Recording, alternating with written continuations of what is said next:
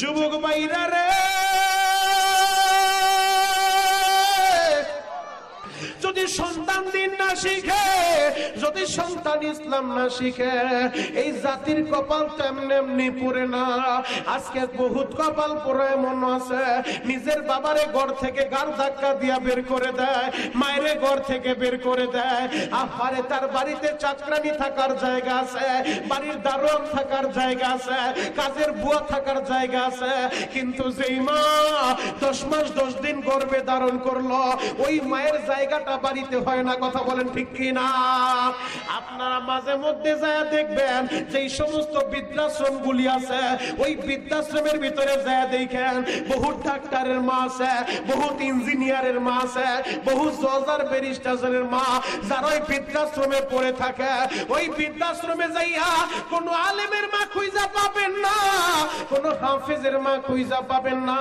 যুবক রে, আমি তোমাদেরকে বলি না সবাই স্কুল কলেজ বাদ দিয়া মাদ্রাসায় চইলা যাও, তবে এই কথাটা বলি, আগে ছোট্টবেলা সন্তানদের কোরআন শিখান, ইসলাম শিখান, এরপরে ডাক্তার হইলে ডাক্তার নামের ডাকাইত হবে না। আগে যদি আপনি কোরআন শিখাইতে পারেন, এই ছেলেটা বড় হইয়া ইঞ্জিনিয়ার হইলে ইঞ্জিনিয়ার নামের চোর হবে না। রাস্তা ঢালাই দিতে যাইয়া, ব্রিজ ঢালাই দিতে যাইয়া রডের বদলে বাস দিব না। কথা বলেন ঠিক কি না? আরে 3টা দিন বাবা দুকু মিয়া ওই জঙ্গলের ভিতরে পড়ে আছে, শীতের একটা কাপড়ও দেয় নাই। সুবাদার বাইরা রে, এলাকার লোকজন এই অবস্থা দেখা তাড়াতাড়ি জয়দেবপুর থানায় ফোন করছে। জয়দেবপুর থানার ওসি এবং কয়েকজন পুলিশ আইসা ওই মুরব্বীর জঙ্গল থেকে উঠায়া নিয়া গাজীপুর হাসপাতালে ভর্তি করলো। স্যালাইন লাগাইছে, মোটামুটি সুস্থ। এবার ওসি সাহেব মাথার কাছে বৈশা বলে, চাচা আপনি জঙ্গলে কেমন আইলেন? চাচা কি বলে শুনবা? চাচা কান্দে আর বলে, স্যার গো, যেই ছেলের মানুষ করতে যায়, যেই ছেলের পড়ালেখার খরচ চালাইতে যায়, আমি অসুস্থ শরীর নিয়ে পরের জমিতে কামলা দিয়েছিলাম স্যার। এই শীতের সময় আমি ঠান্ডা পানি দেওয়া ওযু বানায় ফজরের নামাজটা পড়া জ্বর শরীর নিয়ে ছেলের জন্য কামলা দিতে নামছি। কারণ আমি যদি ঠিক মতো কাজ না করি, আমার ছেলের স্কুলের বেতনটা কে দিব, আমার ছেলের পরীক্ষার ফিটা কে দিব? এত কষ্ট কইরা যে ছেলের মানুষ করছি, এই ছেলে মানুষ হয় নাই, অমানুষ হয়ে গেছে। স্যার গো, আমার রাত 2টার সময় গাড়িতে পড়ছে। আমি জিজ্ঞেস করলাম, বাবা আমারে কই নিয়ে যাইবা? বলে, বাবা কোনো কথা বইলো না, তুমি গাড়িতে উঠো। স্যার আমারে গাড়িতে কই রাহি না, রাত 2টার সময় ওই গাজীপুর জঙ্গলের ভিতরে ধাক্কা বাইরা পালায় দিয়া এরপরে আবার ছেলেটা গাড়ি নিয়ে চইলা গেল। আমি পিছন দিক থেকে এত চিৎকার মারলাম আর বললাম, বাবার একটু দাঁড়া, আমারে পালায় যাইস না, যাইস না। আমার ছেলেটা পিছনে একবারও ফিরে তাকাইলো না। সুবাদার বাইরা রে,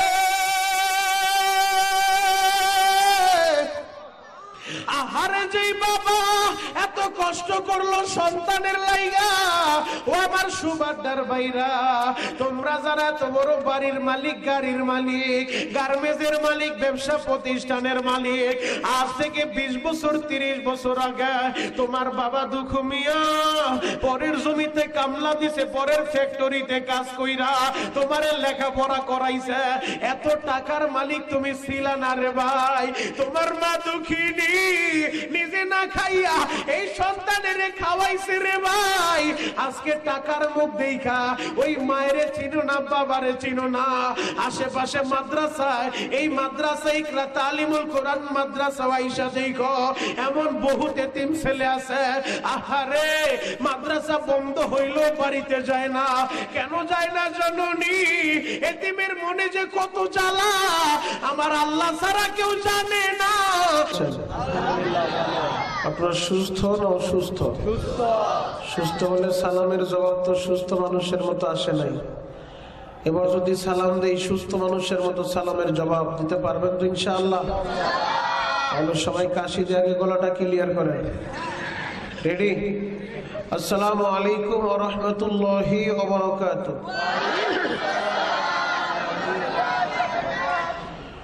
أعوذ بالله من الشيطان الرجيم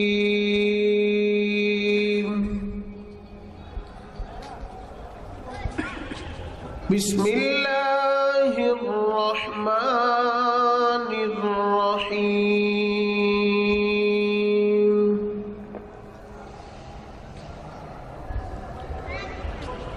কুল ইন কুনতুম তুহিব্বুনাল্লাহ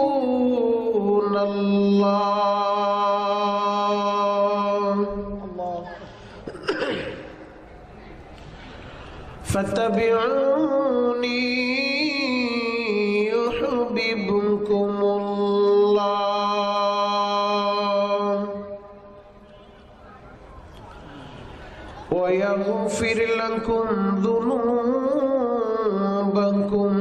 والله غفور رحيم সদাকাল্লাহুল আযীম। ইকরা তালিমুল কোরআন ইসলামিয়া মাদ্রাসা ও এলাকাবাসীর উদ্যোগে হাফেজ ছাত্রদের দস্তারবন্দি উপলক্ষে 11তম বার্ষিক ওয়াজ ও দোয়ার মাহফিল। আজকের এই মাহফিলের প্রধান অতিথি আপনাদের সকলের সুপরিচিত ব্যক্তিত্ব জনাব মোহাম্মদ মাহবুব আলম মামুন সাহেব, সম্মানিত সদস্য দক্ষিণ কেরানীগঞ্জ থানা বিএনপি। আজকের মাহফিলের বিশেষ অতিথি হাজী মোহাম্মদ শফিকুল ইসলাম খান বকুল সাহেব, বিশিষ্ট ব্যবসায়ী ও সমাজসেবক গোলাম বাজার। আজকের মাহফিলে আখিরি মোনাজাত যিনি পরিচালনা করবেন হযরতুল আল্লাম হযরত মাওলানা মুফতি ইলিয়াসুর রহমান জিহাদি হাফিজাহুল্লাহ। আলোচনা করেছেন হযরত মাওলানা কারি আবুল হোসেন সাহেব, হাফেজ মাওলানা হাবিবুর রহমান আজিজি সাহেব। আজকের মাহফিলের সভাপতির আসনকে যিনি অলঙ্কৃত করেছেন জনাব হাজী মোহাম্মদ হোসেন সাহেব। মঞ্চে উপস্থিত জাতির রাহবার হযরত উলামায়ে কেরাম, দূর দূরান্ত থেকে আগত দিন প্রিয় ইসলাম প্রিয় তাওহীদ জনতা, পর্দার অন্তরের অবস্থানরত সম্মানিত শ্রদ্ধেয় মা ও বোনেরা, সকলকে আমার অন্তরের অন্তঃস্থল থেকে ধন্যবাদ জানিয়ে নির্দিষ্ট সময়ের ভিতরে দিনে কিছু কথা আরজ করতে চাই। ওমা তাওফীকি ইল্লা বিল্লাহ। আলোচনা শুরু করার পূর্বে আমি আপনাদের কাছে জানতে চাই সমস্ত প্রশংসার মালিক কে? আল্লাহ। আর জোরে বলেন আল্লাহ। একসাথে বলেন আল্লাহ। আল্লাহর নাম বলতে কি ভয় লাগে? পুলিশে ধরবে? ওই হামলা মামলা জেল জরিমানার ভয় এদেশের মুসলমান আর পায় না। কথা বলে ঠিক কিনা? তাহলে নির্ভয়ে বলেন সমস্ত প্রশংসার মালিক কে? আল্লাহ। মাহফিল আসার তৌফিক দিয়েছেন কে? আল্লাহ। যাইবার তৌফিক দিবেন কে? আল্লাহ। কেউ যেটা পারে না সেটা পারে কে? আল্লাহ। কেউ যেটা দেখে না সেটা দেখে কে? আল্লাহ। কেউ যেটা শোনে না সেটা শোনে কে? আল্লাহ। ওই আল্লাহর প্রশংসা চিৎকার মেরে বলেন আলহামদুলিল্লাহ। আরো জোরে বলেন আলহামদুলিল্লাহ। আমার মাইকের আওয়াজ যতদূর পর্যন্ত যায় আমি 10 মিনিট সময় দিব। আল্লাহ, আমার মাইকের আওয়াজ যতদূর পর্যন্ত যায় আমি শরীয়তপুরের মাইকের আওয়াজ শোনার পরে 10 মিনিটের ভিতরে দোকানপাটের আড্ডাবাজি বন্ধ করে, অযথা ঘোরাফেরা বন্ধ করে আমার যে কলিজার টুকরা যুবকেরা এই 10 মিনিটের ভিতরে জান্নাতের এই সামিয়ানায় ঢুকতে পারবে, মালিক আলেম হিসেবে শাবান মাসে দোয়া করলাম এদের পিছনের জিন্দেগির গুনাহগুলো মাফ করে দিবেন। চিৎকার মেরে বলেন আমিন। আরো জোরে বলেন আমিন। আল্লাহ 10 মিনিটের ভিতরে যারাই জান্নাতের সামিয়ানায় ঢুকবে মালিক আলেম হিসেবে এই পবিত্র মাস শাবানের চাঁদে দোয়া করলাম একবার হলো তাদেরকে হজ করার তৌফিক দেন। আল্লাহ যারা যারা আমিন বলছে এদের সবাইকে বারবার হজ করার তৌফিক দেন। আল্লাহ 10 মিনিটের ভিতরে যারাই সামিয়ানার ভিতরে ঢুকবে মালিক আমি তাদের জন্য দিল থেকে দোয়া করলাম মরার আগে একবার হলো স্বপ্নে যুগে দয়ার নবী মায়ার নবীর নূরানী চেহারাটা আপনি স্বপ্নে যুগে দেখায় দিয়ে চিৎকার মেরে বলেন আমিন। দোয়াগুলো ভালো না খারাপ? আরো জোরে বলেন ভালো। এরপরও যদি কেউ না আসে আমার কিছু করার আছে? হেদায়েতের মালিক কে? আল্লাহ। একসাথে বলেন আল্লাহ। ওই আল্লাহ আছে না নাই? আরো জোরে বলেন আছে না নাই? আমরা মুসলমান, আমাদের ধর্মের নাম ইসলাম। আল্লাহ তাআলা দয়া করে মহব্বত করে ভালোবেসে আমাদেরকে দিয়েছেন আল কোরআন। কথা বলেন ঠিক কিনা? যতদিন বাঁচবো এই কোরআন নিয়ে বাঁচতে চাই, ইসলাম নিয়ে বাঁচতে চাই। কথা বলেন ঠিক কিনা? কোরআনের বিরুদ্ধে, ইসলামের বিরুদ্ধে, দাড়ি টুপির বিরুদ্ধে, মসজিদ মাদ্রাসার বিরুদ্ধে কোন নাস্তিক আর মুরতাদ যদি কথা বলে ওর দাঁত ভাঙা জবাব দিতে হবে। কথা বলেন ঠিক কিনা?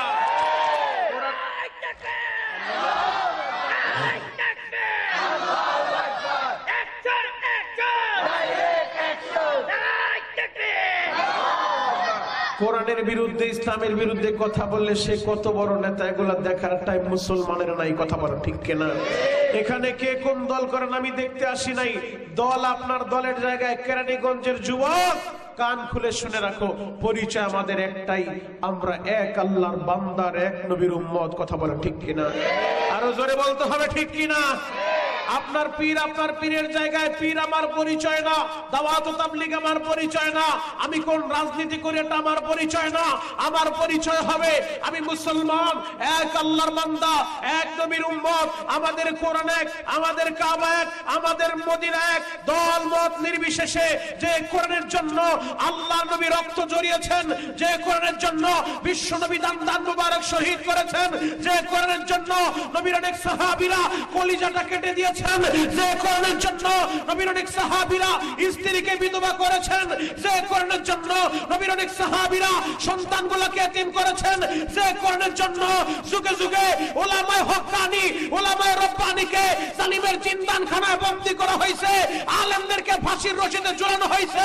এই কোরআনের জন্য, এই ইসলামের জন্য দরকার হলে আমরা রক্ত দিতে রাজি আছি, জীবন দিতে পারবো, কিন্তু কোন বেঈমান কোরআনের বিরুদ্ধে কথা বললে ওরে আমরা ছেড়ে দিব না, কথা বলা ঠিক কিনা?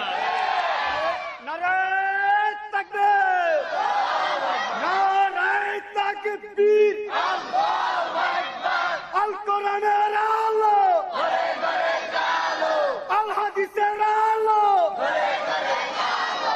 আমার নেতা তোমার নেতা বিশ্ব নবী মুস্তাফা, নারায়ে তাকবীর, আল্লাহু আকবার। সকলে বলেন মারহাবা, মারহাবা। আর জোরে বলেন মারহাবা।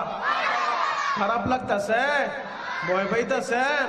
আরে জন্ম যেহেতু হইছে মরতে হবে, এটাই স্বাভাবিক, কথা বলেন ঠিক কিনা? তবে এমন একটা মরণ আমরা মরতে চাই যে মরণ মরলে কোনো চিন্তা নাই, কথা বলেন ঠিক কিনা? এ দুনিয়ায় কেউ থাকতে পারবে না। যুবক তুমি চিন্তা করতেছো মনে হয় আমি মরবো না, না না ভাই, এ দুনিয়ায় কেউ থাকতে পারবে না। দুনিয়াতে আসার একটা সিরিয়াল আছে, কিন্তু যাওয়ার কোনো সিরিয়াল নাই। দেখা যায় দাদার কাঁধে নাতির লাশ, বাবার কাঁধে সন্তানের লাশ, কথা বলেন ঠিক কিনা? অথচ দুনিয়া আসার আগে আগে দাদা আসছে, এরপরে বাপ আসছে, এরপরে আল্লাহ আমাদেরকে পাঠাইছে। আসার তো একটা সিরিয়াল মেনটেন হয়, যাওয়ার কোনো সিরিয়াল নাই। যিনি থাকার তিনিই থাকতে পারে নাই। আল্লাহর নবী যার জন্য গোটা জগৎ সাজাইছে, ওই নবীই থাকতে পারে নাই। তুমি কিভাবে থাকবে? তুমি কি দেখো না আমার আল্লাহ ইতিহাস থেকে শিক্ষা নিতে বলে, শিক্ষা নাও। গত কয়েকদিন আগে তোমরা কি দেখো নাই ওই চায়নার ভিতরে আল্লাহর এক বান্দা বস্তা ভর্তি টাকা নিয়ে হসপিটালে চলে আসছে। আহারে ক্যান্সারে আক্রান্ত হয়ে পুরা বডিটা শেষ হয়ে গেছে। বস্তা ভর্তি টাকা নিয়ে আইসা ডাক্তার সাহেবকে বলে আমাকে বাঁচান। ডাক্তার তার রিপোর্ট গুলা ভালো করে দেখে বলে কোনোভাবে আর বাঁচানো সম্ভব না, ক্যান্সার চূড়ান্ত পর্যায়ে চলে গেছে। আল্লাহর ওই বান্দা বস্তা ভর্তি টাকা হসপিটালের বারান্দার ভিতরে, হসপিটালের ফ্লোরের ভিতরে দুই হাত দিয়ে টাকাগুলো ছিটায় আর বলে এই টাকা দিয়ে আমি কি করব? যেই টাকার জন্য এত কিছু করলাম, এই টাকা আমার কোনো কাজে আসবে না, এই টাকা আমাকে বাঁচাইতে পারবে না। ও কেরানীগঞ্জের যুবকেরা কান খুলে শুনে রাখো, যেই টাকা মানুষকে বাঁচাইতে পারে না, যেই টাকার জন্য আজকে পাগল হয়ে নিজের ব্যাংক ব্যালেন্স বাড়ি করার লাইগা গরিবের পেটে লাথি মারলা, গরিবের ব্যবসায়ীর কলারের ভিতরে দইরা মাথায় পিস্তল ঠেকায়া চাঁদা আদায় কইরা তোমার অ্যাকাউন্ট ভারী করলা।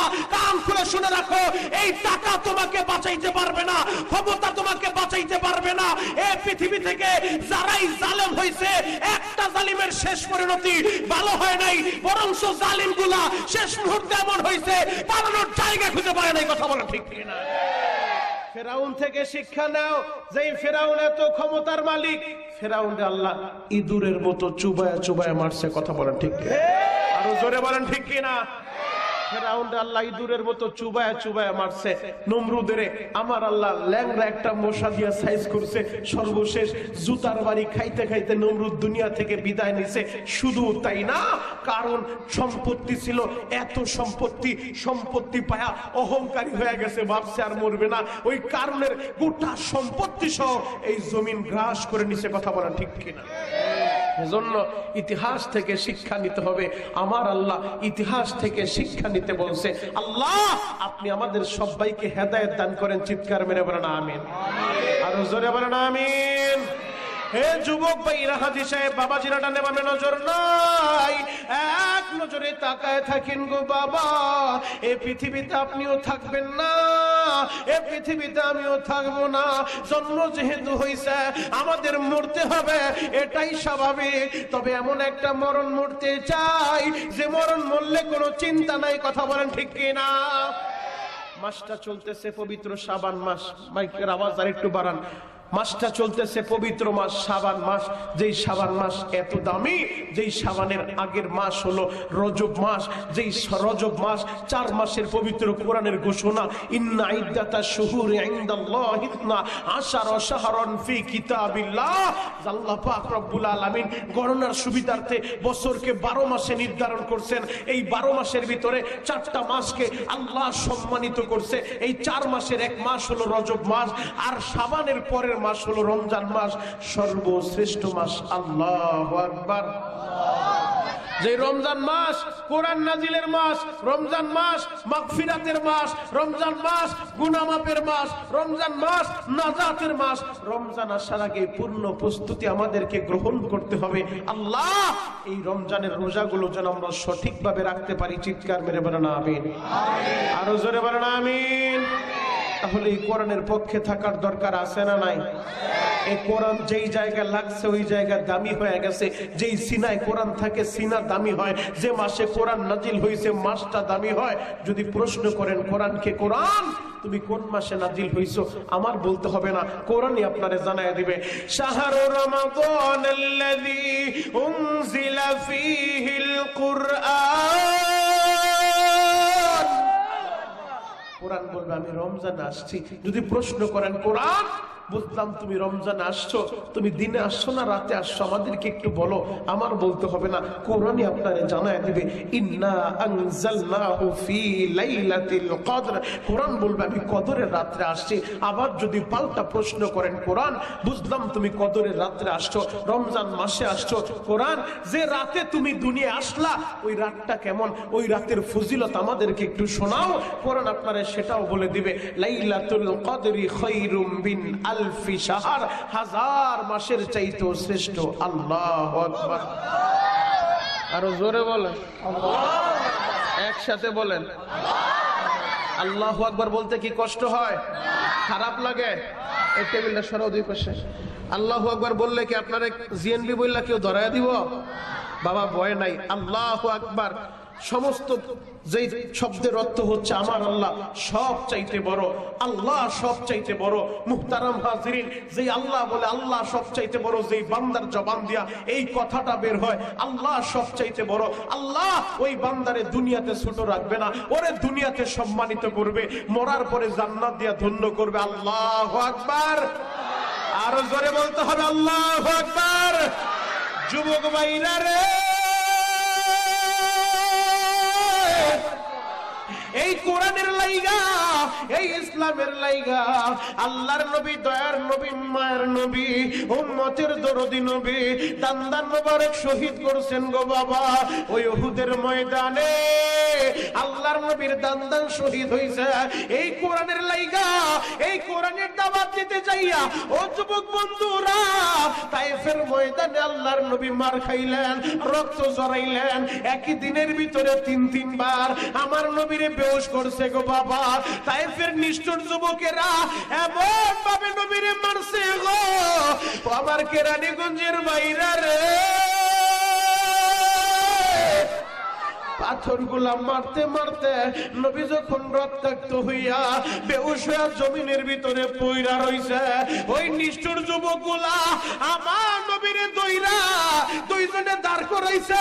আবার পিছন দিক থেকে গুলাইনের ভিতরে পাথরগুলা বইরা বইরা আমার নবীর দিকে যখন মারছে গো বাবা, ওই সফরে নবীর সাথে তার পালক পুত্র যায়েদ ইবনে হারেসা ছিল। যায়েদ ইবনে হারেসা বলে, ও দুনিয়ার মানুষেরা, এক একটা পাথর আইসা আমার নবীর শরীরে এমন ভাবে লাগছে গো, যেই জায়গায় পাথরটা লাগছে জামাটা সিরিয়া একেবারে নবীর গোশতের ভিতরে ঢুকিয়া গেছে। আমি যায়েদ ইবনে হারেসা হাতের আঙ্গুলি দিয়া এক একটা পাথর যখন বের করি, ফিনকি দিয়া রক্তগুলা ঝরতে থাকে, পুরা বডিটা ঝাঁঝরা করে ফেলছে গো বাবা। রহমাতুল লিল আলামিন নবী আমার একই দিনের ভিতরে তিনবার নবী বেহুশে পইরা রইছে। যায়েদ ইবনে হারেসা এই দৃশ্য দেখা একটা দুর্মাইরা তায়েফের বাড়ি বাড়ি যাইয়া যায়েদ বলে, তায়েফের মহিলারা তোমরা একটু পানি দাও গো, আমার বাবা মুহাম্মদ 3 দিন যাবত কোনো খাবার খায় না। ও তায়েফের মহিলারা তোমরা এক গ্লাস পানি দিবানি, আমার বাবা অসুস্থ অবস্থায় পড়ে আছে, বেহুশ ময়দানে পড়ে আছে, তোমরা এক গ্লাস পানি দাও গো। তায়েফের নিষ্ঠুর মহিলারা এক গ্লাস পানিও দেয় নাই বাবা। নবীর এই দৃশ্য দেখা আসমানের ফেরেশতারাও কাঁদে, জিবরাইলও কাঁদে, মিকাইলও কাঁদে গো বাবা। আমার আল্লাহর সাথে সাথে জিবরাইলে পাঠায় দেয়। জিবরাইল আইসা আমার নবীর সালাম দিয়া জিবরাইল বলে, নবী গো আপনি যদি অনুমতি দেন পুরা তায়েফটারে উল্টায় দিব। এই যে নবীজি তায়েফের দুই পাশে বড় বড় যে পাহাড়গুলো আছে, এই পাহাড়গুলা দিয়া এমন ভাবে চাপ মারবো এই জায়গায় যে কোনো মানুষ বসবাস করছে এর কোনো আলামত অবশিষ্ট থাকবো না। আমার নবী কান্দে আর বলে, জিবরাইল রে আমি রহমতের নবী, আল্লাহ আমারে রহমত কইরা পাঠাইছে। ও মারু সাল্লাকা ইল্লা রাহমাতাল লিল আলামিন, আল্লাহ আমারে রহমত কইরা পাঠাইছে। জিবরাইল রে আমি বরদোয়া দিতে পারি না। ও জিবরাইল যদি এদেরকে শেষ কইরা দাও, তায়েফবাসীরে ধ্বংস কইরা দাও, কে আমার আল্লাহ রে আল্লাহ বইলা ডাক দিব রে জিবরাইল। জিবরাইল রে এরা আমারে চিনে না, এরা আমার পরিচয় জানে না। ও জিবরাইল এদেরকে ধ্বংস কইরো না। আমার নবী মাইর খায়ও বরদোয়া দেয় না বাবা। ও আমার যুবক বন্ধুরা, যেই নবী এই কোরআনের লাইগা রক্ত জড়াইছে, কেমনে তুমি সেই কোরআনটা ছাইরা দাও? আজকের মাহফিল থেকে অঙ্গীকার নিয়ে বাড়ি যাইব, এই কোরআনের পক্ষে আমরা থাকতে চাই, ইসলামের পক্ষে থাকতে চাই। দরকার হলে কোরআনের জন্য, ইসলামের জন্য, নবীর ইজ্জতের হিফাজতের জন্য যদি রক্ত দেওয়ার দরকার হয়, জীবন দেওয়ার দরকার হয়, যদি আমাদের এমন পরিস্থিতি চলে আসে আল্লাহর নবীর ইজ্জত বাঁচানোর জন্য আমার গলার ভিতরে ফাঁসির রশি লাগানো হবে, তাহলে আমি শরীয়তপুরি বলতে পারি, ফাঁসির মঞ্চে দাঁড়াও আমরা এই কথা স্পষ্ট জানায় দিব, কোরআন নিয়ে বাঁচতে চাই, কোরআন নিয়ে মরতে চাই। কে কে রাজি আছেন হাতগুলা দেখতে চায়?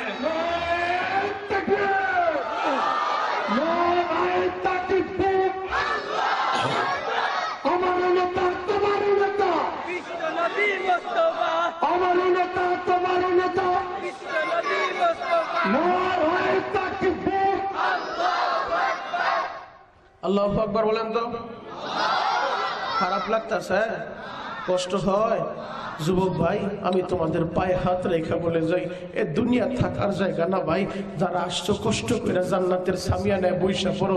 আমার দিল সাক্ষী দে, আজকের দোয়া আল্লাহ ফেরত দিব না রে ভাই, আজকের দোয়া আল্লাহ ফিরায় দিতে পারে না। আমি তোমাদের জন্য দোয়া করব, এই যুবকরা যদি ইসলামের পক্ষে দাঁড়ায় যায়, যুবকরা যদি কোরআনের পক্ষে দাঁড়ায় যায়, এমন কোন টিট্টাচার স্বৈরাচার জালিম জন্ম নেয় নাই আমার সোনার বাংলাদেশে কোরআনের বিরুদ্ধে কথা বলবে। কথা বলেন ঠিক কি?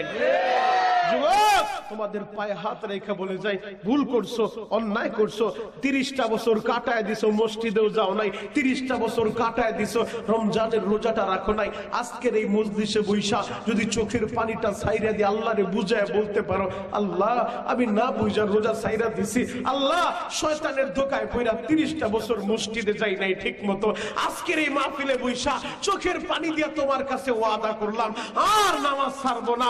এই বছর রমজান রমজানের রোজা শুরু করব, জীবনে যত বছর বাঁচবো আর রোজা ছেড়ে দিব না। যদি চোখের পানি দিয়ে আল্লাহরে বুঝায় বলতে পারো, কসম খোদার তোমার আমার গুনাহ করতে সময় লাগছে তো 10 বছর, 20 বছর, 50 বছর, আমার আল্লাহর মাফ করতে একটা সেকেন্ডও লাগবে না। কথা বলেন ঠিক কিনা? ভাই, এজন্য আমি তোমাদেরকে বলে যাই, এই শাবান মাসে আমার আল্লাহ অগণিত অসংখ্য জাহান্নামের আসামিরে মাফ করে দিব। এই যে আগামী সপ্তাহে আসতেছে পবিত্র শবে বরাত, যেই নিসফে শাবান, লাইলাতুন নিসফি মিন শাবান, শাবানের 14 তারিখ দিবাগত রাত পবিত্র শবে বরাত, যেই শবে বরাতে অগণিত অসংখ্য জাহান্নামের আসামি মাফ পায়া আল্লাহর জান্নাতে চইলা যাইব। যুবক রে, এই শাবান মাস এমন একটা দামি মাস। আম্মা জান আয়েশা বয়ান করে, আল্লাহর নবীকে রমজান ব্যতীত পরিপূর্ণ 30টা রোজা কখনো রাখতে দেখি নাই, পরিপূর্ণ মাস। আর শাবান মাসে এত অধিক পরিমাণে রোজা রাখতো, এই পরিমাণে রোজা অন্য কোন মাসে নবীজি রাখতো না। আল্লাহু আকবার। আল্লাহর নবীর সবচেয়ে ছোট সাহাবী ওসামা ইবনে যায়েদ, তিনি আল্লাহর নবীর কাছে একদিন প্রশ্ন করলেন, নবীজি আপনি এই শাবান মাসে এত বেশি পরিমাণে রোজা কেন রাখেন? আমার নবীজি বললেন, ওসামা রে, আমি এই মাসে কেন বেশি রোজা রাখি জানো? আমি চাই আমার আমলটা আল্লাহর কাছে এই অবস্থায় পেশ করা হোক যে অবস্থায় আমি মুহাম্মদ রোজাদার। আল্লাহু আকবার। যারা ফ্যাক্টরিতে কাজ করেন, যারা দেখবেন কিছু আছে ব্যবসায়ী ভাইদের দৈনিক হিসাব, কিছু আছে সাপ্তাহিক হিসাব, কিছু আছে বাৎসরিক হিসাব। তো আল্লাহ বান্দার আমল নামাটাও 3 ভাবে আল্লাহর কাছে উপস্থাপন করা হয়। দৈনিক বান্দার আমলের হিসাবটা আল্লাহর কাছে দেওয়া হয়, সাপ্তাহিক বান্দার আমলটা আল্লাহর কাছে হিসাব পেশ করা হয়, বাৎসরিক আল্লাহর কাছে হিসাব পেশ করা হয়। দৈনিক যখন হিসাবটা পেশ করা হয়, সকালবেলা যেই সমস্ত ফেরেশতারা একদল ফেরেশতাই বান্দারে পাহারাদারি করে, তোমার আমারে দেখা রাখে, বিকাল বেলা ওই ফেরেশতাগুলা আল্লাহর কাছে চইলা যায়। আবার সন্ধ্যাবেলা রাতে যারা ডিউটি করব তারা চইলা আসে। সন্ধ্যাবেলা যেই ফেরেশতা আল্লাহর কাছে চইলা যায়, আল্লাহ যখন ফেরেশতাদেরকে জিজ্ঞেস করে, ও ফেরেশতারা আমার বান্দারে কোন অবস্থায় দেখা আসলা? ফেরেশতারা বলে, আল্লাহ তোমার বান্দারে দেখে আসলাম মসজিদের নামাজরত অবস্থায়, মাগরিবের নামাজ আদায় করে। আবার রাত্রিবেলা সেই ফেরেশতারা ডিউটি করে, ফজরের সময় চইলা যায়। আল্লাহ জিজ্ঞেস করে, ফেরেশতারা আমার বান্দারে কোন অবস্থায় দেখাইলা? বলে, আল্লাহ ফজরের নামাজে দেখে আসলাম। আল্লাহ তখন জানায় দেয়, ফেরেশতারা আমার যেই বান্দারে সন্ধ্যা বেলাও নামাজে দেখলা, সকাল বেলাও নামাজে দেখলা, আমার এই বান্দা দিনে আর রাতে যতগুলো অন্যায় করছে আমি আল্লাহ তারে মাফ করে দিলাম। আরো জোরে বলেন সুবহানাল্লাহ। আরেকটা আমল পেশ করা হয় সাপ্তাহিক জুমার রাতে, আরেকটা আমল পেশ করা হয় বাৎসরিক শবে বরাতে। যুবক, এই শবে বরাতে তোমার আমার আমল আল্লাহর কাছে পেশ করা হবে। যুবক ভাইরা রে, পায়ে হাত রেখে বলে যাই, তাহলে কোরআনের পক্ষে আমাদের থাকতে হবে। 5টা জিনিসের সাথে সম্পর্ক করো। একটা আয়াত তোমাদের সামনে আমি তেলাওয়াত করছি, যেই আয়াতের ভিতরে আল্লাহ বলে, কুল ইন কুনতুম তুহিব্বুনাল্লাহ। নবীজি দুনিয়ার মানুষের বলে দেন যারা আমারে ভালোবাসতে চায়। যুবক, কেন তুমি আল্লাহরে ভালোবাসবা না? আল্লাহ তোমারে ভালোবাসা বানাইছে, বড় আদর কইরা বানাইছে, বড় মুহাব্বত কইরা বানাইছে। ফেরেশতারা বারবার বলছে মানুষ বানানো লাগবে না, এরা মারামারি করবে, এরা কাটাকাটি করবে। আল্লাহ বলছে, ইন্নী আ'লামু মা লা তা'লামুন। ফেরেশতারা আমি যা জানি তোমরা তা জানো না। আল্লাহু আকবার। বড় আদর কইরা এই মানুষগুলো আমার আল্লাহ বানাইছে, তাহলে আমরা ওই আল্লাহরে ভালোবাসতে চাই। এই পৃথিবীতে 5টা জিনিসের সাথে আমাদের সম্পর্ক করতে হবে। কয় জিনিসের সাথে? সবাই বলেন। 1 নাম্বার তাআল্লুক মা আল্লাহ, আল্লাহরে ভালোবাসতে হবে, আল্লাহর সাথে সম্পর্ক করতে হবে। যেই বান্দা বান্দি আল্লাহর সাথে সম্পর্ক করতে পারে তারা কত দামি জানো? জ্বলন্ত একটা প্রমাণ আপনাদের সামনে আমি তুলে ধরবো, যাতে আপনাদের বুঝতে সহজ হয়। আল্লাহর সাথে সম্পর্ক লাগাইলে ওই বান্দা বান্দি কত দামি হয়ে যায়। এই পৃথিবীতে আল্লাহ বেঈমানদেরও ক্ষমতা দিছে, ইমানদারদেরও ক্ষমতা দিছে। সারা পৃথিবীর রাজত্ব দিয়েছিলেন একজন নবীরে, যার নাম পয়গম্বর সুলাইমান। আল্লাহু আকবার। যে সুলাইমান নবীর এমন ক্ষমতা আল্লাহ দিছে, যে সুলাইমান নবী একটা তখ্ত আল্লাহ তারে দিছিলেন, তিনি তার সিংহাসন নিয়া, তিনি তার মন্ত্রী পরিষদ নিয়া তখ্তের উপরে বৈশা শুধু আদেশ করতো অমুক জায়গায় যাও, সাথে সাথে চইলা যাইতো। ওই তখ্ত চলার জন্য ইঞ্জিনের দরকার নাই, তেল মোবিল ফুয়েল অকটেনের দরকার নাই, আদেশ করলেই চইলা যাইতো। সুবাদার বাইরা রে, আল্লাহর পয়গম্বর সুলাইমান, আমার আল্লাহ তার এমন ক্ষমতা দিছে গো বাবা, তিনি শুধু মানুষের উপরে রাজত্ব করে নাই, জিনদের উপরেও রাজত্ব করছে। পশু পাখির ভাষাটাও তিনি বুঝতো, পিপিলিকার ভাষাটাও তিনি বুঝতো। একদিন আল্লাহর পয়গম্বর সুলাইমান তখ্তের ভিতরে বৈশা, তিনি তার মন্ত্রী পরিষদ নিয়া 3 বাহিনী নিয়ে সফর শুরু করছে, মানুষ এবং জিন বাহিনী, আরেকটা হলো পাখি। এই 3 বাহিনী নিয়ে সফর শুরু করছে। হঠাৎ কইরা তখ্ত দিয়া চলতেছে, হঠাৎ করে নজর করে দেখে 3 বাহিনীর এক বাহিনী পাখি, হুদহুদ পাখি তার সাথে নাই। এই দৃশ্যটা দেখা কোনো বানানো কথা না, পবিত্র কোরআন থেকে দলিল নিয়ে যান। পয়গম্বর সুলাইমান বলে, ওমালিয়া লা আরাল হুদহুদা আম কানা মিনাল গায়িবিন, আমার কি হলো, আমার কি হলো, আমি কেন হুদহুদকে দেখছি না? আল্লাহর পয়গম্বর হুদহুদ পাখিকে দেখে না। আল্লাহর পয়গম্বর বলে, হুদহুদ কোথায় গেল? ও আসার পরে উপযুক্ত কারণ যদি দর্শাইতে না পারে, কেন সে অনুপস্থিত, উপযুক্ত কারণ যদি দিতে না পারে, আমি কঠিন তারে শাস্তি দিব। আল্লাহর পয়গম্বর যখন চলতেছেন, হঠাৎ করে হুদহুদ পাখি উইরা উইরা আসছে। হুদহুদ পাখি একটা সংবাদ নিয়ে আসছে। আল্লাহর পয়গম্বর সুলাইমান,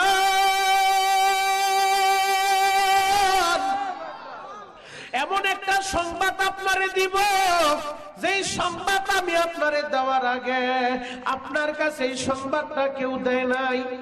আল্লাহর পয়গম্বর বলেন, কি এমন সংবাদ তুমি আমারে দিবা যে তুমি দেওয়ার আগে এই সংবাদ সম্পর্কে আমি জানি না, আমারে কেউ সংবাদ দেয় নাই? হুদহুদ পাখি বলে, আল্লাহর পয়গম্বর, হ্যাঁ, আমি আপনারে সংবাদ দেওয়ার আগে এই সংবাদ সম্পর্কে আপনি কিছুই জানতেন না। বলে, কি এমন সংবাদ? হুদহুদ পাখি বলে, আল্লাহর পয়গম্বর, আমি উঠতে উঠতে চলে গিয়েছিলাম সাবা শহরে। সাবা শহরে যায় একজন রানীর আমি দেখছি, যেই রানীর নাম রানী বিলকিস। আমি দেখছি রানী বিলকিসের সুবিশাল এক সিংহাসন রয়েছে, 30 হাত পাশে, 60 হাত লম্বা, বিশাল বড় সুবিশাল সিংহাসন, স্বর্ণের সিংহাসন। আল্লাহর পয়গম্বর বলে, এটা কোন সংবাদ হইল? তার সম্পত্তি থাকলে সিংহাসন বানাইতেই পারে, চেয়ারে বসতেই পারে, এটা কোন সংবাদ হইল? হুদহুদ পাখি বলে, আল্লাহর পয়গম্বর, সিংহাসনে বসতে এটা তো সমস্যা না। তাহলে সমস্যা কোন জায়গায়? বলে, সমস্যা তো ওই জায়গায়, আমি দেখলাম ওই সাবা শহরের মানুষগুলা, এরা কেউ আল্লাহর গোলামি করে না, এরা কেউ আল্লাহরে সেজদা দেয় না, এরা সবাই সূর্যের সেজদা দেয়, সূর্যের পূজা করে। এই কথাটা শুনে আল্লাহর পয়গম্বরের মেজাজ গরম হয়ে গেছে। কি বললি? এরা সূর্যের পূজা করে, সূর্যের সেজদা দেয়, আল্লাহরে সেজদা দেয় না? বলে, না, আল্লাহরে সেজদা দেয় না, কারণ এই পৃথিবীতে সবচেয়ে মারাত্মকতম, জঘন্যতম অপরাধের নাম হলো শিরিক। কথা বলেন ঠিক কিনা? শিরিক যারা করে, মুশরিকদেরকে আল্লাহ শবে বরাতেও maaf করবে না। আল্লাহ পাক রব্বুল আলামিন জানায় দেয়, ইন্নাশ শিরকা লাযুলমুন আযীম, শিরিক সবচেয়ে জঘন্যতম গুনাহ, মারাত্মকতম গুনাহ। এই শিরিকের গুনাহ আল্লাহ maaf করবে না। শিরিক ছাড়া আর যত অন্যায় আছে, বান্দা আল্লাহর কাছে maaf চাইলে আল্লাহ যাকে চায় ক্ষমা করে দিবে, কিন্তু মুশরিকদেরকে আল্লাহ maaf করবে না। খাঁটি দিলে তওবা করতে হবে। মাওলা হে, আমাদেরকে শিরিক মুক্ত ইবাদত যেন আমরা করতে পারি, কবুল করেন। চিৎকার মেরে বলেন আমিন। আরো জোরে বলেন আমিন। পয়গম্বর সুলাইমানের মেজাজ গরম হয়ে গেছে। কি? তারা সাবা শহরের মানুষগুলা সূর্যের পূজা করে, আল্লাহরে সিজদা দেয় না? বলে, না। আল্লাহর পয়গম্বর বলে, হুদহুদ, আমি তোমার কাছে চিঠি দিয়ে দিব, চিঠি নিয়ে যাইবা। যদি তোমার এই ঘটনা সত্য হয় তাহলে পুরস্কার পাইবা, আর যদি সত্য না হয় উপযুক্ত বিচার করব। আল্লাহর পয়গম্বর একটা চিঠি লেখা পাঠায় দিছে, যাও রানী বিলকিসের কাছে যা চিঠিটা দিবা। এবার হুদহুদ পাখি তো চিঠি নিয়ে রওনা হয়ে গেছে। হুদহুদ পাখি রানী বিলকিস, যিনি ক্ষমতার মসনদে বসা, তার রুমে যাইতে হইলে 7টা দরজা টপকায় যাইতে হয়, যে কেউ রুমে ঢুকতে পারে না। কিন্তু হুদহুদ পাখি রানী বিলকিসের রুমে ঢুইকা চিঠিটা যখন ছাইরা দিছে, রানী বিলকিসের বুকের উপরে এসে পড়ছে। আল্লাহু আকবার। আরো জোরে বলেন আল্লাহু আকবার। রানী বিলকিস ঘুম থেকে ওইটা দেখে বুকের উপর একটা চিঠি, চিঠিটা দেখা সম্মানিত চিঠি, দৌড়ে সিংহাসনে আসছে, মন্ত্রী পরিষদরে ডাকছে, আমার প্রজারা, আমার নেতারা, শোনো শোনো, আমার একটা পরামর্শ দাও। বলে কি হয়েছে? বলে আমার কাছে সম্মানিত একটা পত্র আসছে। কি পত্র আসছে? বলে হ্যাঁ, সম্মানিত একটা পত্র। কে পাঠাইছে? আল্লাহর কোরআন থেকে দলিল নেন। ওই রানী বিলকিস বলে ইন্নাহু মিন সুলাইমানা ওয়া ইন্নাহু বিসমিল্লাহির রহমানির রহিম। পত্রের ভিতরে লেখা ছিল সুলাইমানের পক্ষ থেকে, আল্লাহর নামে শুরু, বেশি কিছু লেখে নাই। ও রানী, তুমি তোমার দলবল নিয়ে আত্মসমর্পণ করো, এই কথাটাই লেখা। এবার রানী বিলকিস বলে আমারে পরামর্শ দাও, আমি কি করতে পারি? তার নেতা যারা আছে দেখবেন, নেতা যে নেতার আশেপাশে যেগুলা করে নাট বল্টু স্ক্রু সামসা যেগুলা, ওরে বাবা রে বাবা, ওদের দাপটে এলাকার মানুষ অস্থির হয়ে যায়। কথা বলেন ঠিক কিনা? আরো জোরে বলেন ঠিক কিনা? পদ নাই, পদবি নাই, ওর কদনে এলাকার মানুষ বাড়িতে থাকতে পারে না। অথচ নেতাই কিন্তু বলে নাই মানুষের উপরে জুলুম কর, কারো মাথায় বাড়ি দে, তার কাছ থেকে চান্দা আন। কিন্তু ওই নাট বল্টু স্কুল ওর দাপটে এলাকায় মানুষ সুস্থ থাকতে পারে না। ওই রানী বিলকিসের নাট বল্টু গুলা বলতেছে, রানী আমরা ক্ষমতাশালী, আমরা শক্তিশালী, দেন আমাদের পারমিশন, আমরা তার লগে যুদ্ধ করব। রানী বলে মাথা গরম কইরো না, সব জায়গায় মাথা গরম করলে কাজ হবে না। বলে কি করতে চান? আমি চাই স্বর্ণের 2টা ইট তার কাছে আমি হাদিয়া পাঠাবো। যদি স্বর্ণের ইট 2টা সে গ্রহণ করে, প্রমাণ হয়ে যাবে সে লোভী, আমার রাষ্ট্রের উপরে, সিংহাসনের উপরে লোভ জাগছে, তাহলে বুঝবো সে লোভী। আর যদি আমার এই স্বর্ণের ইট গ্রহণ না করে, বুঝে নিব সে আল্লাহর নবী। আর নবী যদি হয়, নবীদের সাথে যুদ্ধ কইরা পারা যায় না। কথা বলেন ঠিক কিনা? আরো জোরে বলতে হবে ঠিক কিনা? সুবাদার বাইরা রে, রানী বিলকিস সিদ্ধান্ত নিয়া স্বর্ণের 2টা ইট হাদিয়া পাঠায় দিছে। এই দিক দিয়ে হুদুদ পাখি সংবাদ নিয়ে আল্লাহর পয়গম্বরের কাছে চলে আসে।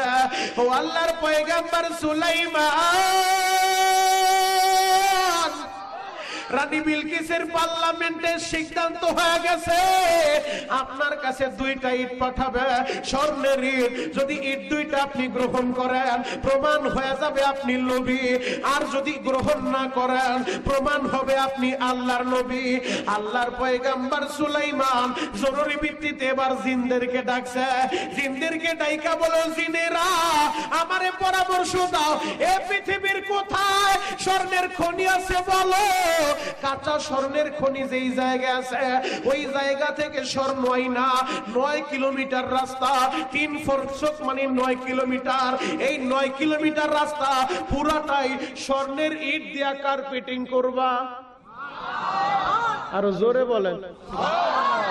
রানী বিলকিস যে ইট পাঠাইছে, ইটের তো একটা ডাইস থাকে, ফর্মা থাকে, দেখবেন ইট খোলা যারা গেছে এমন একটা ডাইস থাকে, ওই ডাইসের ভিতরে খামিরা গুলা ঢুকায় দেয়, টান একটা মাইরা বাড়ি মারলে ইট হয়ে যায়। তো ওই খামিরা যেই ডাইসের ইট বানাইছে রানী বিলকিস, 2টা স্বর্ণের ইট, একই ডাইসের, একই কোম্পানির, একই ফর্মার ইট দিয়া সুলাইমান নবী জিনদেরকে দিয়া যেই রাস্তা দিয়া 2টা ইট হাদিয়া তার জন্য নিয়ে আইব, ওই রাস্তা 9 কিলোমিটার পুরা রাস্তাটাই স্বর্ণের ইট বিছায় রাখছে।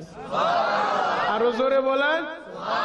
স্বর্ণের ইট রাস্তার ভিতরে বিছায় রাখছে। এবার রাস্তার ভিতরে গরু ছাগল এবং বাইন্দা রাখছে।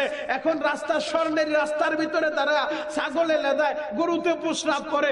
ওরা তো আসতেছিল 2টা ইট নিয়ে, রাষ্ট্রীয় মেহমান, গর্বের সহিত স্বর্ণের ইট নিয়ে আমরা যাইতাছি, রাষ্ট্রীয় মেহমান। যখন সুলাইমান নবীর এরিয়ার ভিতরে ঢুকছে, একটা আর একটারে গুতা মারে আর বলে, দেখতো আমাদের হাতে যা, পায়ের নিচেও তো তা। সুবহানাল্লাহ বলবেন না? বলে বলস কি? বলে হ্যাঁ।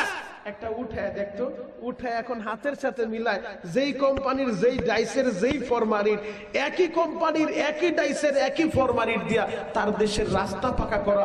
এই 2টা ইট লই আমরা যাইতাছি। সুলাইমান নবী আবার বইলা দিছে, শোনো, মাঝে মধ্যে থেকে 2-1টা ইট সরায় রাখবা। এখন ওরাদেরকে তো আর লজ্জা দিতে হয় নাই, ডিজিটাল লজ্জা পায়া গেছে। ওরা বলে, দেখ মাঝে মধ্যে 2-1টা ইট আবার নাই, এখন এই 2টা ইট লইয়া যদি বাদশার কাছে যাই, নিঃসন্দেহে আমাদেরকে চোর বইলা বানবো যে আমার রাস্তার ইট উঠায়া আমারে হাদিয়া দিতে আইছো, মায়ের একটাও মাটিতে পড়বো না। কথা বলেন ঠিক কিনা? আল্লাহু আকবার বলেন তো। এখন আরেকটা বলে ছাতার ইট রাখ, তো ইট মিটের দরকার নাই, এমনিতেই চল। আরেকজনে বলে শোন, আমরা তো রানীর চাকরি করি, যদি কোনোদিন রানীর সাথে আবার সুলাইমান নবীর দেখা হয়ে যায়, তখন যদি রানী বলে আপনার জন্য কিছু পাঠাইছিলাম পাইছেন, তখন যদি বলে না আমি তো পাই নাই, তাইলে আমাদের চাকরি থাকবো না, চাকরি বাঁচাই চাইব, মান সম্মান যায় যাব, চাকরি বাঁচাই চাইব, চল ইট দুইটা নিয়েই যাব। এবার দুইটা ইট নিয়ে চোরের মতো কাঁপতে কাঁপতে আল্লাহর পয়গম্বরের সামনে যায়, বলে আল্লাহর পয়গম্বর, আমরা এসেছিলাম সাবা শহর থেকে, আপনার জন্য রানী বিলকিস দুইটা ইট হাদিয়া পাঠিয়েছেন। আল্লাহর পয়গম্বর বললেন, তোমরা যা আমার জন্য আনছো এর চাইতে লক্ষ কোটি গুণ বেশি আমার আল্লাহ আমারে দান করছে। আল্লাহু আকবার। তোমাদের এগুলার দরকার নাই, তাড়াতাড়ি বের হয়ে যাও। এবার রাজ সিংহাসন রাজ দরবার থেকে বের হইয়া বলে ছাতারি ফালা, তাড়াতাড়ি সাবা শহরে চল। সাবা শহরে যায় রাষ্ট্রীয় মেহমানরা বলে, ও রানী, আপনি কোন দেশে আমাদের পাঠাইলেন? ওই দেশে স্বর্ণের কোনো দাম নাই, ওই দেশের রাস্তা স্বর্ণের ইটা দিয়ে বাধাই করা, সেই স্বর্ণের রাস্তার ভিতরে দাঁড়াইয়া গরুতে প্রস্রাব করে, ছাগলের লেদায়, ওই দেশের ইটের স্বর্ণের কোনো দাম নাই। তিনি আল্লাহর নবী, তার সাথে যুদ্ধ কইরাও পারা যাবে না। রানী গো, আপনি তাড়াতাড়ি চলেন, আমরা দলবল নিয়া সুলাইমান নবীর কাছে যাইয়া আমরা স্যালেন্ডার করি, আমরা আত্মসমর্পণ করি, আর সূর্যের পূজা করার দরকার নাই, একমাত্র আল্লাহর গোলামি করব। আল্লাহু আকবার। রানী বিলকিসও সিদ্ধান্ত নিছে, ঠিক আছে, যেহেতু আল্লাহর নবী, নবীদের সাথে যুদ্ধ করলে পারা যাবে না, ঠিক আছে, আমি দলবল নিয়ে সবাই নিয়ে যাব, সুলাইমান নবীর কাছে যায় সারেন্ডার করব, আত্মসমর্পণ করব, আজ থেকে আর সূর্যের পূজা হবে না, জমিন যার, আসমান যার, গোলামিও হবে তার। আল্লাহু আকবার। এবার রানী বিলকিস রওনা হয়ে গেছে, হুদুদ পাখি আবার এই সংবাদটা নিয়ে তাড়াতাড়ি পয়গম্বরের কাছে আসছে। আল্লাহর পয়গম্বর সুলাইমান, রানী বিলকিস পার্লামেন্টে সিদ্ধান্ত নিয়ে নিছে আর তারা সূর্যের পূজা করব না। বলে কি করব? তারা আপনার কাছে এসে সিলিন্ডার কইরা মুসলমান হইব, আল্লাহর গোলামি করব। আল্লাহর পয়গম্বর সুলাইমান আবার জরুরি ভিত্তিতে মিটিং ডাকছে। ও জিনেরা, তোমাদের ভিতরে কে আছো রানী বিলকিসের সিংহাসন উঠাইয়া আমার চেয়ারের পাশে বসায়া দিবা? আল্লাহু আকবার। বলে রানী বিলকিস আসতেছে, তারে তো বসতে একটা জায়গা দিতে হইব, তো আমি চাইতাছি সে যে সিংহাসনে বসে 60 হাত লম্বা 30 হাত পোস্ত, ওই সিংহাসনটা উঠায়া আমার চেয়ারের পাশে বসায় দিবা, আমি তার সিংহাসনে তারে বসতে দিব, আমি এক্সট্রা কোনো সিংহাসন তারে দিব না, এক্সট্রা কোনো চেয়ার দিব না, তার চেয়ারে আমি তারে বসাইবো। কে কত দূর টানতে পারবা বলো? জিনদের যে লিডার ইফরিত, ওই ইফরিত দাঁড়ায় গেছে। ইফরিত দাঁড়ায় বলে, আল্লাহর পয়গম্বর, আপনি তো বসা আছেন, এই বসা থেকে আপনি দাঁড়াবেন, দাঁড়াইতে যত দেরি, এর আগেই সাবা শহর থেকে 60 হাত লম্বা 30 হাত পাশে রানী বিলকিসের পুরা সিংহাসন উঠায়া আপনার চেয়ারের পাশে আমি বসায় দেব। আরো জোরে বলেন।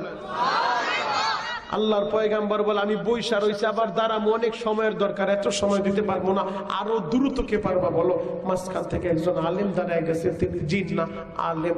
আলেম দাঁড়ায় বলে, আল্লাহর পয়গম্বর, আপনি যদি আমার দিকে তাকায় আছেন, চোখটা বন্ধ করবেন আর খুলবেন, চোখের পলকের আগে, চোখের পলক ফালানোর আগে রানী বিলকিসের পুরা সিংহাসনটা আমানতদারির সাথে, তার টিস্যুর বক্সটা যেই জায়গায় একই জায়গায় থাকবে, পানির গ্লাসটা যেই জায়গায় একই জায়গায় থাকবে, তার কলমটা যে জায়গায় একই জায়গায় থাকবে, কোনো জিনিস এদিক সেদিক হবে না। আমানতদারির সাথে আপনি আমার দিকে তাকায় রয়েছেন, চোখ বন্ধ করবেন আর খুলবেন, চোখের পলকের আগে সাবা শহর থেকে পুরা সিংহাসন উঠায়া আপনার চেয়ারের পাশে আমি বসায় দেব। আল্লাহু আকবার। ওই আলেম সাহেব তারা চোখের পানি ছেড়ে দিয়া বলে, আল্লাহর পয়গম্বর, আমি যে চোখের পলকের আগে রানী বিলকিসের সিংহাসন উঠায় নিয়ে আসতে পারবো, এই শক্তি আমার না, আমার না, এই ক্যাডেট আমার না, আমার না, এই ক্ষমতার মালিক আমার আল্লাহ। আমি আমার আল্লাহরে ডাকতে ডাকতে এমন ভাবে বন্ধু বানাইছি, এখন আমি আমার আল্লাহরে যা কিছু বলি, আমার আল্লাহ আমার ওই কথাটাই শুনে, আমার ওই কথাটাই শুনে। আল্লাহর পয়গাম্বর আমি আমার আল্লাহরে দাইকা আমার বন্ধু বানায় নিছি। মাল্লাহুল মাওলা ফালাহুল কুল, যে আল্লাহর জন্য হয়ে যায় গোটা জগৎ তার হয়ে যায়। আল্লাহর ওলি যারা, এদের কোনো ভয় নাই, ভয় নাই, এদের কোনো চিন্তারও কারণ নাই। ও হাবিবনগরের ভাইরা, ও দারুস সালামের ভাইরা, ও সুবাদার ভাইরা রে, এজন্য এক নাম্বার আল্লাহর বন্ধু বানায় নাও, আল্লাহর সাথে সম্পর্ক করো। যদি আল্লাহরে বন্ধু বানাইতে পারো, গোটা জগৎটাই তোমার হয়ে যাবে। কারণ যারা আল্লাহর ওলি, আল্লাহরে বন্ধু বানাইতে পারে, ওই বান্দা আল্লাহর কাছে এত দামি হয়ে যায়। ওই বান্দা তখন যা বলে, আমার ওই বান্দার কথাটাই শুনে। যুবক রে, দুই নম্বরে আমরা বন্ধু বানাইবো, সম্পর্ক করব নবীর সাথে, তাআল্লুক মার রাসূল। আল্লাহরে ভালোবাসতে চাইলে আগে নবীরে ভালোবাসো। ফাত্তাবিউনি ইউহিব্বুকুমুল্লাহ, নবীরে ভালোবাসো, নবীর ইত্তেবা করো, নবীর সুন্নাত পালন করো। ও যুবক বন্ধুরা, নবীর সাহাবীরা দেখা গেছে রে ভাই কিভাবে নবীরে ভালোবাসতে হয়, নবীর সাহাবীরা শিখায় গেছে কিভাবে নবীরে ভালোবাসতে হয়। নবীর সাহাবীরা দুনিয়ার ভিতরে প্রমাণ রাইখা গেল। দুনিয়া একদিকে, আমার নবী একদিকে। নবীর বিরুদ্ধে কেউ কথা বললে নবীর কোন সাহাবী মেনে নেয় নাই, নবীর কোন সাহাবী বরদাস্ত করতে পারে নাই। যুবক ভাইরা রে, আল্লাহর নবীর সাহাবী, নবীর সাহাবীরা নবীর জন্য কতটা পাগল ছিল, জ্বলন্ত একটা প্রমাণ আমি আপনাদের সামনে তুলে ধরতে চাই।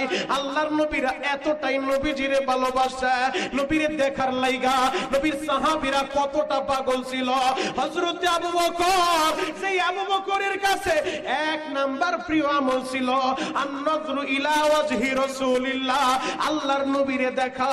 আল্লাহর নবীরে না দেখলে আবু বকর থাকতে পারতো না, আল্লাহর নবীরে না দেখলে হযরত আবু বকরের ভালো লাগতো না। কারণ নবীর সাহাবীদের কাছে প্রিয় আমলটাই ছিল আল্লাহর নবীরে দেখা। নবীর সামনে দাঁড়াইলে সাহাবায়ে কেরাম দুঃখের কথা বইলা যায়, সাহাবায়ে কেরাম কষ্টের কথা বইলা যায়। সুবাদার ভাইরা রে, আবু বকর আমার নবীর জন্য কতটা পাগল ছিল জানোনি? এই আবু বকর ইসলামের প্রাথমিক যুগে আল্লাহর নবী যখন খানায় কাবা বাইতুল্লাহর চত্বরে কোরআনের তালিম দিতেছিলেন, হঠাৎ কইরা বেঈমানগুলা অতর্কিতভাবে মুসলমানের উপরে হামলা চালাইলো। এক একজন এক এক দিকে ছোটাছুটি শুরু হয়ে গেছে। হযরত আবু বকর তারেও যখন মারতে মারতে রক্তাক্ত করে ফেলছে, আবু বকর বেহুশ হয়ে পইরা গেছে। আবু বকরের বংশের লোকজন দাঁড়ায় বলে, ও মক্কার বেঈমানেরা শুনো, আমাদের ভাতিজা, আমাদের ভাই আবু বকরের শরীরে আর একটা আঘাত করলে আমরা তোমাদের ছেড়ে দিব না। আল্লাহু আকবার। আবু বকরের বংশের লোকজন আবু বকরের দইরা বাড়িতে দিয়ে গেছে। আবু বকরের মার কাছে বলে, শুনো, তোমার ছেলের আর মুহাম্মদের কাছে যাইতে দিও না, তোমার ছেলের দেখো না মারতে মারতে রক্তাক্ত করে ফেলছে। শত হইলেও তো মা, মা তো সন্তানের জন্য পাগল। হযরত আবু বকর হুঁশ ফিরে না, মা দুঃখিনী মাথায় পানি দেয়। দীর্ঘ সময় পর যখন হুঁশ ফিরছে, আবু বকরের মা প্লেটের ভিতরে খাবার মাখায় নিয়ে আসছে। বলে, বাবা রে, সারাটা দিন তুমি কিছু খাও নাই রে বাবা, বাবা তুমি অসুস্থ হয়ে পড়েছিলা, অজ্ঞান হয়ে পড়েছিলা, বাবা রে আমি মা প্লেটের ভিতরে খাবার মাখায় নিয়ে আসছি, বাবা তুমি খাবারটা খাও। আবু বকর তখন বলে, মা গো, আগে বলো আমার নবী কেমন আছে।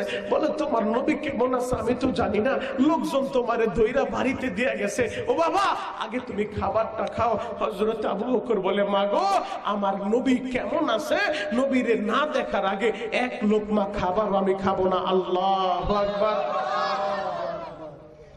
কোন মাত্রা এগুলা সইতে পারে না। মা দুঃখিনী বলেন, আবু বকর পাগলামি করিস না বাবা, আগে খাবার খা, নবীর কাছে পরে যাস। আবু বকর কান্দে আর বলে, মা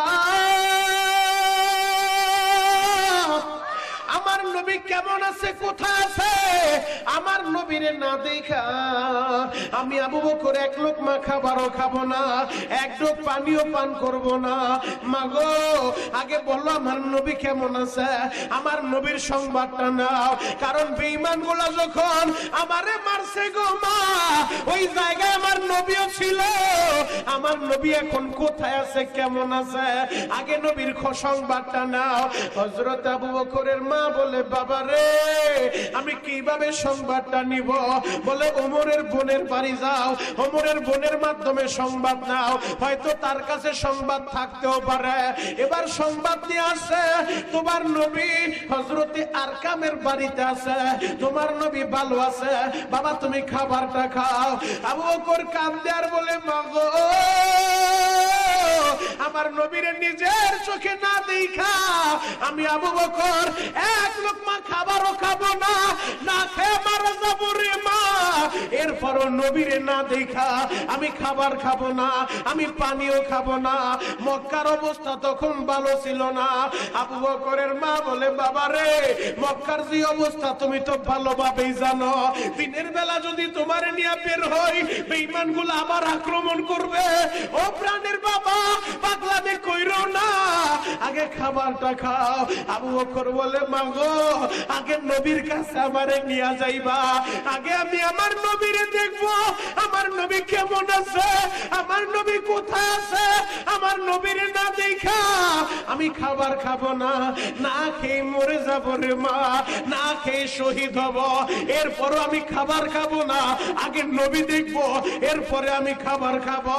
রাত্র যখন হয়ে যায়, সন্ধ্যার পর মানুষজন যখন দোকানপাট থেকে বাড়িতে চইলা যায়, রাত 9টা-10টার দিকে হযরত আবু বকরের মা ছেলের আবদার পুরা করার লাইগা এবার মা দুঃখিনী সন্তানদের দইরা দইরা হযরত আরকামের বাড়ির দিকে নিয়ে যায় নবী দেখানোর জন্য। হযরত আবু বকর তার মা দুঃখিনী তারে ধইরা নিয়া হযরত আরকামের বাড়ির কাছে চইলা গেছে। আমার নবী দূর থেকে হযরত আবু বকর রে দেইগা তাড়াতাড়ি বসা থেকে দাঁড়াইয়া একটা দৌড় দিয়া হযরত আবু বকর রে জড়ায় ধরছে। নবী আবার বলে, আবু বকর তোমার কি অবস্থা? আবু বকর বলে, নবী গো আমি ওয়াদা করেছিলাম আপনি কেমন আছেন, আপনারে না দেখা আমি খাবার খাবো না, না খেয়ে মরে যাব, এরপরও খাবার খাবো না, আগে আপনারে দেখবো গো নবী। আমার নবী বললেন, আবু বকর আমি ভালো আছি, পাগলামি কইরো না, আবু বকর খাবার খাও। ও যুবক, নবীর সাহাবীরা নবীরে কতটা ভালোবাসতো। আল্লাহর নবীর আরেকজন সাহাবী আব্দুল্লাহ ইবনে যায়েদ ইবনে আব্দে রাব্বি, মক্কা মদিনার ভূখণ্ডে আব্দুল্লাহ ইবনে যায়েদ ইবনে আব্দে রাব্বি খেজুর গাছের উপরে খেজুর পাড়তেছিলেন। হঠাৎ করে একজন সাহাবী দৌড়ে আসে, আব্দুল্লাহ রে নবী নাই, নবীর ইন্তেকাল হয়ে গেছে, নবীর ওফাত হয়ে গেছে। ও আব্দুল্লাহ ইবনে যায়েদ ইবনে আব্দে রাব্বি, আমার নবী আর দুনিয়ায় বাইচা নাই।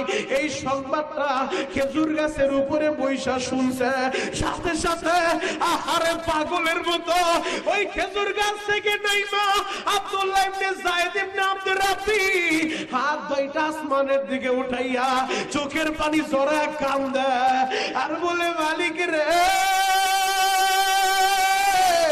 যেই চোখ দিয়ে আমি নবী দেখতাম, সকাল বেলা একবার নবীরে দেখতাম রে আল্লাহ, বিকাল বেলা একবার নবীরে দেখতাম, এখন থেকে শুনলাম তোমার নবী নাকি আর দুনিয়ায় বাইচা নাই। নবী যদি বাইচা না থাকে আমি চোখের আলো দিয়া কি করব? ও দয়ার আল্লাহ, এই চোখের আলো লাগবো না, আমার চোখের আলো নিয়ে যাও, আমার অন্ধ বানা দাও, অন্ধ বানা দাও মালিকের। আমার নবী যদি না থাকে আমি কার জন্য বাঁচবো?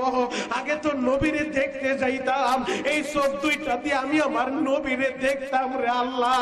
এখন যেহেতু নবীরে দেখতে পারবো না, এই চোখ দিয়া দুনিয়ার অন্য কিছু দেখতে চাই না রে মাওলা। আমারে অন্ধ বানায় দাও, আমি অন্ধ হয়ে যাব, এরপরে এই চোখ দিয়ে অন্য কিছু দেখবো না, সেই চোখ দিয়ে নবী দেখতে পারবো না, এই চোখ আমার লাগবো না, আমারে অন্ধ বানায় দাও। এমন ভাবে কান্না শুরু করছে, আমার আল্লাহ তার দোয়া কবুল কইরা সাথে সাথে আব্দুল্লাহ ইবনে যায়েদ ইবনে আব্দুর রাব্বিরে অন্ধ বানায় দিছে গো বাবা। ও আমার যুবক বন্ধুরা, ও দাড়ি পাকা বাবাজিরা, ও আশিক রাসূল ভাইরা রে, আমি তোমাদের পায়ে হাত দিয়ে বলে যাই, ওই নবীরে ভালোবাসবা নিজের জীবনের চাইতেও বেশি।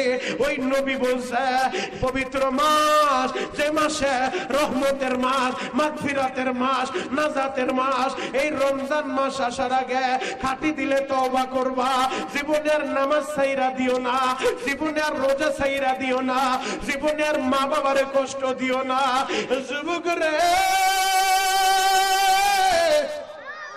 আগামী সপ্তাহে তো সবে বরাত, সবাই মাপ পাইল, ওই কপাল পোড়া মাপ পাইব না। যার অ্যাকাউন্টে মা বাবার বর্দু আছে, যার অ্যাকাউন্টটা বইরা গেছে মা বাবার বর্দুয়ায়, ওই কপাল পোড়ারে আল্লাহ মাফ করব না, করব না। তোর মসজিদে যাইও লাভ নাই। যুবক, আমি তোর পা দুইটা হাত রেখা বলে যাই, তোদের পা দুইটা আমি বলে যাই, যুবক রে, তোমাদের যাদের মা বাইচা আছে, আজকে বয়ানের পরে যদি বাসাটা কাছে হয়, মার পা দুইটা জড়ায় ধইরো, হাত দুইটা জড়ায় ধইরা মাপ কাছে মাপ চায় নিও। আর যদি বাড়িটা দেরি হয়, দূরে হয়, তোমাদের কার বাড়ি বরিশাল, উজিরপুর, নাজিরপুর, পিরোজপুর, পটুয়াখালী, জালকাঠি, আমি জানি না রে ভাই, তোমাদের কার বাড়ি রংপুর, দিনাজপুর, কুড়িগ্রাম, পাটগ্রাম, আমি জানি না, বাড়ি যে প্রান্তে হোক, যদি মা দক্ষিণী গ্রামের বাড়িতে থাকে, আমি শরীয়তপুরের বয়ানের পরে জিহাদি হুজুর বয়ান করবে, বয়ানের আগে টেলিফোন দিয়ে একটা মিনিট মার কাছে মাপটা চায়া নিও। মা গো, তুমি আমারে মাপ না করলে আমার আল্লাহ বলে মাফ করবো না। মা, তুমি আমারে মাফ না করলে সবে বরাতে বলে সবাই মাপ পাইলো, আমি মাপ পাবো না। ও মা, আমারে মাফ করে দাও রে মা। ওই মা দক্ষিণীর কাছে মাপটা চায়া নিও রে ভাই। আর যাদের মা বাইচা নাই, আর যাদের বাবা বাইচা নাই, তোমরা কি করবা? এখন বৈশা বৈশা ওই মা বাবার কথাটা স্মরণ কইরা চোখের পানি জড়াইবা আর বলবা, আল্লাহ আমার মায়ের তুমি মাফ করে দাও, আল্লাহ আমার বাবারে তুমি মাফ করে দাও। যুবক রে, আমি তোমাদের পায়ে হাত রেখা বলে যাই, ও মুরব্বী বাবাজিরা, আপনাদের সন্তানগুলারে মাদ্রাসায় পাঠায়া আলেম বানায়েন, কোরআন শিখায়েন। যদি সন্তানদেরকে কোরআন শিখান, আপনার এই সন্তানটা বড় হওয়ার পরে মা বাবার খেদমত করবে। আর যদি সন্তানকে কোরআন না শিখান, দিন না শিখান, এই সন্তান মা বাবার খেদমত করবে না, বরং মা বাবারে লাইট থেকে ঘর থেকে বের করবে। কথা বলেন ঠিক কিনা? জ্বলন্ত প্রমাণ আপনারা কতটা দিমু, কতটা আপনারা কি দেখেন না? আমার আল্লাহ মাঝে মধ্যে দেখায়। গত 2-3 দিন আগে যুবকদের কাছে জিজ্ঞেস করেন, 11 বছরের এক মাইয়া টিকটক থেকে আরেকজনের সাথে সম্পর্ক করছে, বয়স বেশি না, 11 বছর। ওই 11 বছরের মাইয়া আর এক পোলার হাত ধইরা চইলা গেছে। কোন অবস্থায় গেছে জানো? মা দুঃখিনী ক্যান্সারের রোগে আক্রান্ত, মায়ের নিয়ে হাসপাতাল আইছে ডাক্তারের কাছে। মায়ের হাসপাতাল শোয়া রেখা তিনি তার প্রেমিকের হাত ধইরা চইলা গেছে নওগাঁও। পুরা দেশ পাগল হয়ে গেছে। শিশু মেয়েটারে খোঁজার লাইগা পত্র পত্রিকায় নিউজ কইরা দিল, 11 বছরের শিশু মেয়ে অপহরণ, তারে খুঁজে পাওয়া যায় না। সংবাদ নিয়ে পরবর্তীতে দেখা যায় সে পলায় যায় নাই, কেউ তারে অপহরণ করে নাই, সে নিজে তার বয়ফ্রেন্ডের হাত ধইরা চইলা গেছে মায়ের হাসপাতালে শোয়া। এই হলো সমাজের অবস্থা। আজকে যদি মহিলা মাদ্রাসায় পাঠাইতা, দিন শিখাইতা, ইসলাম শিখাইতা, কোরআন শিখাইতা, তাহলে অন্তত মেয়েটা মায়ের হাসপাতালের বেডে শোয়া আর একজনের হাত ধইরা পলায়া যাইতো না। আর আমার সমাজ ব্যবস্থাটা এমন একটা অবস্থা, এদেশের ভিতরে বাল্য বিবাহ নিষিদ্ধ। 16 বছরের মেয়েটারে বিবাহ দিলে যেই কাজে বিয়ে পড়াইছে, ওই কাজের হ্যান্ডকাপ লাগায় 14 শিকির ভাত খাওয়ায়, সেই মেয়েটারে বিবাহ পড়াইছে, অভিভাবকের নামে মামলা হয়ে যায়। কেন? বলে বাল্য বিবাহ নিষিদ্ধ, 16 বছরের মেয়ে বিয়ে করতে পারবে না, কিন্তু পার্কে ঘুরতে পারবে। 11 বছরের মেয়ে আরেকজনের হাত ধইরা লাঙ্গের নিয়ে হোটেলে যাইতে পারবে। এটা নিয়ে কোনো মাথা ব্যথা নাই। এই সমস্ত সুশীল নামের কুশীলেরা এই সমস্ত নিউজগুলো করে, আমরা তাদেরকে বলতে চাই, বাল্য বিবাহ আইন অতি দ্রুত সংশোধন করতে হবে। কথা বলেন ঠিক কিনা? এই দেশের ভিতরে বিবাহকে সহজ করতে হবে, জিনাকে কঠিন করতে হবে। কিন্তু আমার দেশে হইছে উল্টাটা, আমার দেশে বিবাহ কঠিন। তুমি জিনা করবার সমস্যা নাই, আরেকজনের বউ নিয়ে চইলা যাইবা সমস্যা নাই, তুমি আরেকটা মেয়ের নিয়ে পার্কে ঘুরবা কোনো সমস্যা নাই, যা কিছু করো কোনো অপরাধ নাই। এক সাংবাদিক তো প্রশ্ন করেই বসছে, সুশীল তার এক ছোট্ট বাল্য বিবাহ, দুইজনে দেখা মেয়েটারে প্রশ্ন করে তুমি বিয়ে করছো কেন? বলে আমার ভাল লাগছে, বাপ মা বিয়ে দিছে বিয়ে করছি। বলে তোমার তো বিয়ের বয়স হয় নাই, তুমি প্রেম করতা, যদি ভাল লাগে তুমি প্রেম করতা। তার মানে প্রেম করতা, সবকিছু করতে পারবা, সব বৈধ, মাগার বিয়ে করতে পারবা না। কথা বলেন ঠিক কি না? এই জাতির আল্লাহ হেদায়েত দান করুক, সকলে বলেন আমিন। আরো জোরে বলেন আমিন। 11 বছরের মায়া মায়ের হাসপাতালের বেডে শোয়া টিকটকে সম্পর্ক কইরা আরেকজন নিয়ে পার্কে চইলা যায়, পুরো দেশ তারে নিয়ে চিন্তিত, মেয়েটা গেল কোথায়? পুরো দেশের মানুষের মাথা খায়া সে একটু হাসি হাসি আর বলে আমি ভালো আছি, আমি ভালো আছি, নাঙ্গের নিয়ে ভালো আছে। আল্লাহ জাতির হেদায়েত দান করুক, সকলে বলেন আমিন। খারাপ লাগতাছে, কষ্ট পাইতাছেন, আল্লাহু আকবার বলেন তো। কষ্ট পাইলে পানগাম, আর কিছু করার নাই, হক কথা বলতে হবে।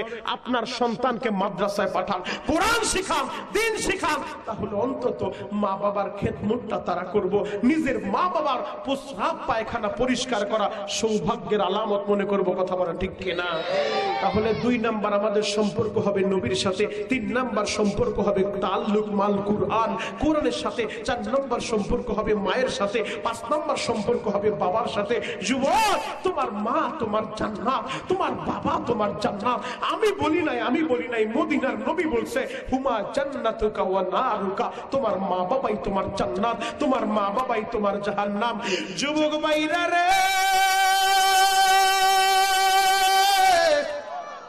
যদি সন্তান দিন না শিখে, যদি সন্তান ইসলাম না শিখে, এই জাতির কপাল তেমনি এমনি পুরে না। আজকে বহুত কপাল পুরো এমন আছে, নিজের বাবারে ঘর থেকে গার ধাক্কা দিয়া বের করে দেয়, মায়েরে ঘর থেকে বের করে দেয়। আহারে, তার বাড়িতে চাকরানি থাকার জায়গা আছে, বাড়ির দারোয়ান থাকার জায়গা আছে, কাজের বুয়া থাকার জায়গা আছে, কিন্তু যেই মা 10 মাস 10 দিন গর্ভে ধারণ করলো, ওই মায়ের জায়গাটা বাড়িতে হয় না। কথা বলেন ঠিক কি না? আপনারা মাঝে মধ্যে যায় দেখবেন যে সমস্ত বৃদ্ধাশ্রম গুলি আছে, ওই বৃদ্ধাশ্রমের ভিতরে যায় দেখেন বহুত ডাক্তারের মা আছে, বহুত ইঞ্জিনিয়ারের মা আছে, বহুত জজ আর ব্যারিস্টারের মা, যারা ওই বৃদ্ধাশ্রমে পড়ে থাকে। ওই বৃদ্ধাশ্রমে যাইয়া কোন আলেমের মা খুঁজা পাবেন না, কোন হাফেজের মা খুঁজা পাবেন না। যুবক রে, আমি তোমাদেরকে বলি না সবাই স্কুল কলেজ বাদ দিয়া মাদ্রাসায় চইলা যাও, তবে এই কথাটা বলি, আগে ছোট্টবেলা সন্তানকে কোরআন শিখান, ইসলাম শিখান, এরপরে ডাক্তার হইলে ডাক্তার নামের ডাকাইত হবে না। আগে যদি আপনি কোরআন শিখাইতে পারেন, এই ছেলেটা বড় হইয়া ইঞ্জিনিয়ার হইলে ইঞ্জিনিয়ার নামের চোর হবে না। রাস্তা ঢালাই দিতে যাইয়া, ব্রিজ ঢালাই দিতে যাইয়া রডের বদলে বাস দিব না। কথা বলেন ঠিক কি না? যদি দিন শিখে, কোরআন শিখে, ইসলাম শিখে, আপনার ছেলে সমাজের নেতা হইল, ওর নেতা হওয়া দেশের সম্পদ পাচার কইরা বিদেশে পাঠাইব না, বেগম পাড়ায় বাড়ি বানাইব না, বরং কোরআন শিখলে, ইসলাম শিখলে ও সমাজের নেতা হইল, দেশের মানুষের জন্য সর্বোচ্চ উজাড় করে দিব। কথা বলেন ঠিক কিনা? আল্লাহ জাতিকে হেদায়েত দান করুক, সকলে বলেন আমিন। আরো জোরে বলেন আমিন। তাহলে সন্তানদেরকে দিন শিখানোর দরকার আছে না নাই? আরো জোরে বলেন আছে না নাই? বাস্তব একটা প্রমাণ তোমাদেরকে দেয়া যায়, এ জাতির কপাল এমনি এমনি পড়ে না। গত মাসে একটা নিউজ আমি তোমাদেরকে শোনায়া যাই, যুবক ভাইরা ওরা ভালো কইরা জানে, ফেসবুক ইউটিউবের ভিতরে ওরা দেখছে, পেপার পত্রিকা আসছে, গাজীপুর জয়দেবপুরে একজন কপাল পোড়া ছেলে নিজের বাবারে গাড়িতে বইরা নিয়ে গেছে। কেন জানো? বাবারে রাত 2টার সময় গাড়িতে বইরা নিয়া জয়দেবপুর জঙ্গলের ভিতরে ধাক্কা দিয়া বাবারে ফালায়া দিয়া এরপরে চইলা আসছে। কত কপাল পোড়া ছেলে! আহারে, 3টা দিন বাবা দুকু মিয়া ওই জঙ্গলের ভিতরে পড়ে আছে, শীতের একটা কাপড়ও দেয় নাই। সুবাদার বাইরা রে, এলাকার লোকজন এই অবস্থা দেখা তাড়াতাড়ি জয়দেবপুর থানায় ফোন করছে। জয়দেবপুর থানার ওসি এবং কয়েকজন পুলিশ আইসা ওই মুরব্বীর জঙ্গল থেকে উঠায় নিয়া গাজীপুর হাসপাতালে ভর্তি করলো, স্যালাইন লাগাইছে, মোটামুটি সুস্থ। এবার ওসি সাহেব মাথার কাছে বৈশা বলে, চাচা আপনি জঙ্গলে কেমন আইলেন? চাচা কি বলে শুনবা? চাচা কান্দে আর বলে, স্যার গো, যেই ছেলেরে মানুষ করতে যায়, যেই ছেলের পড়ালেখার খরচ চালাইতে যায়, আমি অসুস্থ শরীর নিয়ে পরের জমিতে কামলা দিয়েছিলাম স্যার। এই শীতের সময় আমি ঠান্ডা পানি দেওয়া উজু বানায় ফজরের নামাজটা পড়া জ্বর শরীর নিয়ে ছেলের জন্য কামলা দিতে নামছি, কারণ আমি যদি ঠিক মতো কাজ না করি আমার ছেলের স্কুলের বেতনটা কে দিব, আমার ছেলের পরীক্ষার ফিটা কে দিব। এত কষ্ট কইরা যে ছেলের মানুষ করছি, এই ছেলে মানুষ হয় নাই, অমানুষ হয়ে গেছে। স্যার গো, আমার রাত 2টার সময় গাড়িতে পড়ছে।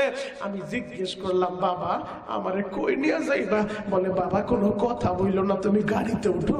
স্যার আমার গাড়িতে কই রাহি না, রাত 2টার সময় ওই গাজীপুর জঙ্গলের ভিতরে ধাক্কা বাইরা ফালায় দিয়া এরপর আবার ছেলেটা গাড়ি নিয়ে চইলা গেল। আমি পিছন দিক থেকে এত চিৎকার মারলাম আর বললাম, বাবার একটু দাঁড়া, আমার ফালায় যাইস না, যাইস না। আমার ছেলেটা পিছনে একবারও ফিরে তাকাইলো না। সুবাদার বাইরা রে, আহারে যেই বাবা এত কষ্ট করলো সন্তানের লাইগা, ও আমার সুবাদার ভাইরা, তোমরা যারা এত বড় বাড়ির মালিক, গাড়ির মালিক, গার্মেন্টসের মালিক, ব্যবসা প্রতিষ্ঠানের মালিক, আজ থেকে 20 বছর 30 বছর আগে তোমার বাবা দুঃখ মিয়া পরের জমিতে কামলা দিছে, পরের ফ্যাক্টরিতে কাজ কইরা তোমারে লেখাপড়া করাইছে, এত টাকার মালিক তুমি ছিলা না রে ভাই। তোমার মা দুঃখিনী, নিজে না খাইয়া এই সন্তানের খাওয়াইছে রে ভাই। আজকে টাকার মুখ দেখা ওই মায়েরে চিনো না, বাবারে চিনো না। আশেপাশে মাদ্রাসায়, এই মাদ্রাসা ইকরা তালিমুল কোরআন মাদ্রাসা আইসা দেখো, এমন বহু এতিম ছেলে আছে, আহারে মাদ্রাসা বন্ধ হইলো বাড়িতে যায় না। কেন যায় না জানোনি? এতিমের মনে যে কত জ্বালা আমার আল্লাহ ছাড়া কেউ জানে না। আমার নবী এতিমের পক্ষে কেন ওয়াজ করে? কারণ আমার নবী ছিলেন এতিম, আমার নবী জানে এতিমের মনে কত জ্বালা। আহারে আমার নবী এই দুনিয়া আইসা বাবারে বাবা বলে ডাকতে পারে নাই, কোনদিন বাবার চেহারাটাও দেখে নাই, কোনদিন বাবার কোলে উঠতে পারে নাই। 6 বছর বয়সে বাবার কবর জিয়ারতে যাইয়া ফিরতি পথে মা দুঃখিনী মা আমেনারেও হারাইছে। আমার নবী চির এতিম হয়ে গেছে। আমার নবী জানে এতিমের মনে কত জ্বালা রে ভাই। ও আমার সুবাদার যুবকেরা, তোমাদের যাদের মা বাইচা নাই রে ভাই, তোমাদের যাদের বাবা বাইচা নাই, এই মজলিসে অনেক যুবক আছে আমার পরিচিত, যাদের বাবাই দুনিয়ায় বাইচা নাই। ওই ছেলেগুলা যেই জায়গায় দেখা হয়, দেখা হইলে বলে, হুজুর বাবার জন্য দোয়া কইরেন, কারণ যেই ছেলেটা বাবা হারাইছে রে ভাই, ও বুঝে বাবা কি জিনিস। তোমাদের যাদের বাবা আছে হয়তো তোমরা আমার কথাটা বুঝবে না রে ভাই। এই যুবক রে, এমন কত ঈদ গেছে রে ভাই, মনে করে দেখো। ঠিকই তুমি তোমার বাবার কাছে বায়না ধরছ, ও বাবা নতুন জামাটা কিনা দাও, বাবা ঠিকই নতুন জামা কিনা দিছে, ঠিকই তোমার নতুন জুতা কিনা দিছে, কিন্তু বাবা দুঃখ মিয়া আহারে পুরান জুতাটা পইরা ঈদগাহের মাঠে গেছে, সিরা জামাটা পইরাই ঈদের নামাজ পড়তে গেছে রে ভাই। ও আমার সুবাদার ভাইরা, ও হাবিবনগরের ভাইরা রে, ওই বাবার যারা হারাইছো পয়সা পয়সা কামতে থাকো আর বলো, আল্লাহ আমার বাবারে আযাব দিও না, আমার বাবার কবরে জাহান্নামের আগুন জ্বালাও না। আল্লাহ আমার বাবারে তুমি মাফ করে দাও, আমার মায়েরে মাফ করে দাও। আমি জানি না কার মা হার্টের রোগে, কার মা কিডনি রোগে, ডায়াবেটিসে আক্রান্ত, আমি জানি না রে ভাই। এখন বসে বসে ওই মা বাবার জন্য দোয়া করো। সন্তান যদি চোখের গরম পানি চাইরা আল্লাহরে বুঝায় বলতে পারে, আল্লাহ আমার মায়েরে মাফ করে দাও, আমার বাবারে মাফ করে দাও। সন্তানের চোখের পানি নাকের আগায় আসতে দেরি হয়, আল্লাহ মা বাবার দোয়া কবুল করতে দেরি করে না। ওরে যুবক, পায়ে হাত রেখা বলে যায়, মার দোয়া কিন্তু ডাইরেক্ট কবুল হয়ে যায়। তোমরা সকলেই জানো ইমাম শাফি রহমাতুল্লাহ আলাইহি, যে ইমাম শাফি মায়ের খেদমত এমন ভাবে করছে রে ভাই, ইমাম শাফি রহমাতুল্লাহ আলাইহি মায়ের পায়ের ভিতরে তেল লাগায় দেয়, পায়ের ভিতরে তেলটা মালিশ করে দেয়, আবার মাঝে মধ্যে মায়ের পায়ের তালুতে চুমু খায়। মা দক্ষিণী বৈশা পরে, বাবারে পাগলামি শুরু করলি কেন? ইমাম শাফি বলে, মারে আমি পায়ে চুমু দেই না। কোন জায়গায় চুমু দাও? বলে, মা আমি আমার জান্নাতের ঘ্রাণ নিতেছি। আল্লাহু আকবার। মা কারে বলে, মা কারে বলে? যুবক, তোমরা যারা ওই মা আছে তোমাদের বাইচা, আমি তোমাদের পায়ে হাত রেখে বলবো, আজকে বাড়িতে যাওয়ার পরে প্রথমে মার কাছে মাপটা চায়া নিও। তোমার মা যদি তোমারে মাফ করে দেয়, আমার আল্লাহ তোমারে মাফ করে দিবে। মা কারে বলে? যেই দিন মা হারাইবা সারা দুনিয়া ঘুরবা, মার মতো একটা দরদি এ পৃথিবীর কোথাও মিলবে না। যুবক রে, অনেক সময় দেখা যায় বাবা মারা গেলে মা দক্ষিণী কিন্তু সন্তানের দিকে তাকায়া অন্য বিবাহ করে না। এই ছেলে কিসে বসো। অনেক সময় দেখা যায় বাবা মারা গেলে মা কিন্তু দ্বিতীয় বিয়ে করে না, কিন্তু মা মারা গেলে অধিকাংশ সময় বাপ কিন্তু আরেকটা বিয়ে করে। কথা বলে ঠিক কি না? মা কেন বিয়ে বসে না জানো? মা চিন্তা করে, আমি যদি বিয়ে বসি আমার এই সন্তানের অন্য স্বামী তো তার বাবার মতো আদর দিব না, অন্য স্বামী তো আমার এই সন্তানটারে তার বাবার মতো ভালোবাসা দিব না। এজন্য মা সন্তানের দিকে তাকায়া জীবন যৌবন সব বিলীন করে দেয়। বহুত মা এমন আছে সন্তানের নিয়া পরের বাড়িতে কামলা দেয়, পরের বাড়িতে বুয়ার কাজ কইরা সন্তানগুলারে মানুষ করে। বহুত মা এমন আছে ভিক্ষা কইরা সন্তানরে মাদ্রাসায় লেখাপড়া করায়। এ চোখ দিয়া দেখার কথা বলি, আমাদের সাথে এমন ছাত্র পড়ছে, আহারে ওর বাবা বাইচা নাই, ওর মা বাড়ি বাড়ি ভিক্ষা করে, ভিক্ষা কইরা সন্তানরে মাদ্রাসায় দিছে। কেন? আমার ছেলেটাকে আমি মানুষ বানাবো, আলেম বানাবো। যুবক, তোমরা যারা ওই মা তোমাদের বাইচা আছে, আমি তোমাদের পা ধরে বলবো, মার কলিজা আগুন দিও না, মার কলিজা আঘাত দিও না। যেই দিন হারায় ফেলবা সারা পৃথিবী পাগলের মতো ঘুরবা, তোমার মার মতো একটা দরদি মিলবে না। যুবক রে,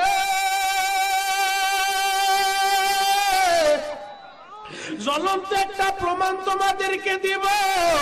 মা কারে বলে রে ভাই? চাঁদপুরের বাস্তব একটা কথা আমি তোমাদেরকে বইলা যাই। চাঁদপুরে এমন এক ছেলে, নাম তার আব্দুল্লাহ। আব্দুল্লাহর বাবা মইরা গেছে, কিন্তু মা সন্তানের দিকে তাকায় দ্বিতীয় বিয়ে করে নাই, সন্তানটারে স্কুলে ভর্তি করাইছে। মা দুঃখিনী পরের বাড়িতে বুয়ার কাজ করে, ওই পরের বাড়িতে কাজ করার পরে তারা চাউল দেয়, ডাউল দেয়, মোটামুটি সংসার চলে। সন্তানরে স্কুলে ভর্তি করাইছে, লেখাপড়া করতেছে, প্রাইমারি শেষ কইরা সন্তান যখন মেট্রিক পরীক্ষা দিব, এবার প্রাইমারির প্রধান শিক্ষক অফিসের ভিতরে ডাইকা বলে, আব্দুল্লাহ তুমি মেট্রিক পরীক্ষার জন্য ফর্মটা ফিল আপ করো, মোটামুটি 1300 টাকার মতো প্রয়োজন। আব্দুল্লাহ বলে, স্যার আমি এই বছর পরীক্ষাটা দিব না। স্যার বলে, কেন দিবা না? তোমারে দিয়ে আমরা আশা করি তুমি ক্লাসের 1 নাম্বার ছাত্র, তুমি ভালো একটা রেজাল্ট করবা, আমাদের স্কুলের একটা সুনাম হবে, কেন তুমি পরীক্ষা দিবা না? আব্দুল্লাহ বলে, স্যার গো আমি এই বছর পরীক্ষা দিব না। কারণ আব্দুল্লাহ তো স্যারের বলতে পারে না লজ্জায়, স্যার আমার বাবা নাই, আমি টাকা পাবো কোথায়? এই কথা না বইলা স্যারের বলে আমি পরীক্ষা দিব না। এই কথা বইলা বাড়িতে চইলা আসছে। মা কারে বলে? মা সন্তানের চেহারার দিকে তাকাইলেই বুঝতে পারে আমার সন্তানের মনের ভিতরে কি চলে। কথা বলা ঠিক কিনা? এর নাম হলো মা। মা মা সন্তানের চেহারার দিকে তাকাইলে বুঝতে পারে আমার ছেলে সুখে আছে না দুঃখে আছে। যুবক, ওই মায়ের কষ্ট দিও না। আব্দুল্লাহ যখন বাড়িতে আসছে, মা দুঃখিনী বলে, বাবা তোর কি হয়েছে? আব্দুল্লাহ বলে, মা আমার কিছুই হয় নাই। আব্দুল্লাহর মা বলে, বাবা রে আমার পেটে তুই হইছস, তোর পেটে আমি হই নাই, বল তোর কি হয়েছে? আব্দুল্লাহ বলে, মা গো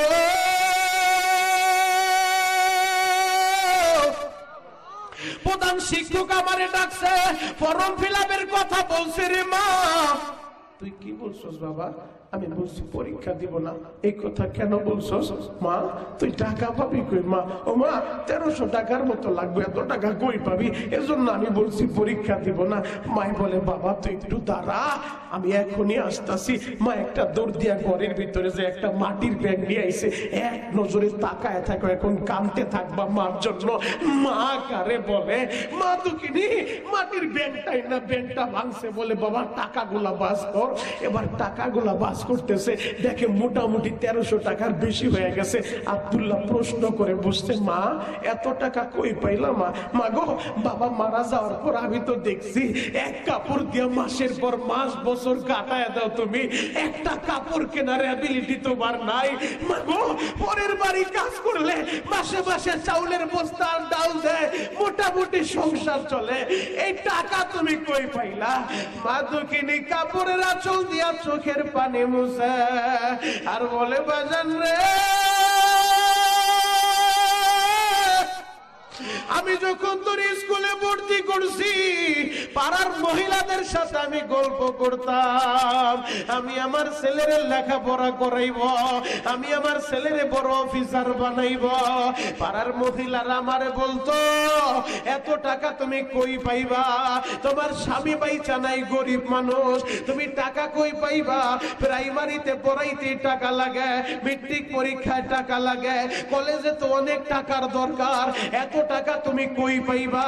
মা দক্ষিণে কান্দার বলে বাবা রে, আমাদের হাঁস মুরগি গোলা ডিম দিলে 2টা ডিম রান্না কইরা একটা তোরে দিতাম, একটা আমি মায়ে খাইতাম, কিন্তু যেদিন থেকে শুনছি তোর মেট্রিক পরীক্ষার টাকা লাগবে রে বাবা, বিশ্বাস কর ওই দিনের পর থেকে আমি মা কোনদিন 2টা ডিম রান্না করি নাই। বাজান রে তোর বাগের ডিমটা রান্না কইরা আমি মা ঠিকই তোর প্লেটে উঠা দিছি, আর আমি মা আমার বাগের ডিমটা না খাইয়া ওই ডিমগুলা জমাইয়া ডিম বিক্রি কইরা কইরা তোর পরীক্ষার ফি জমাইছি।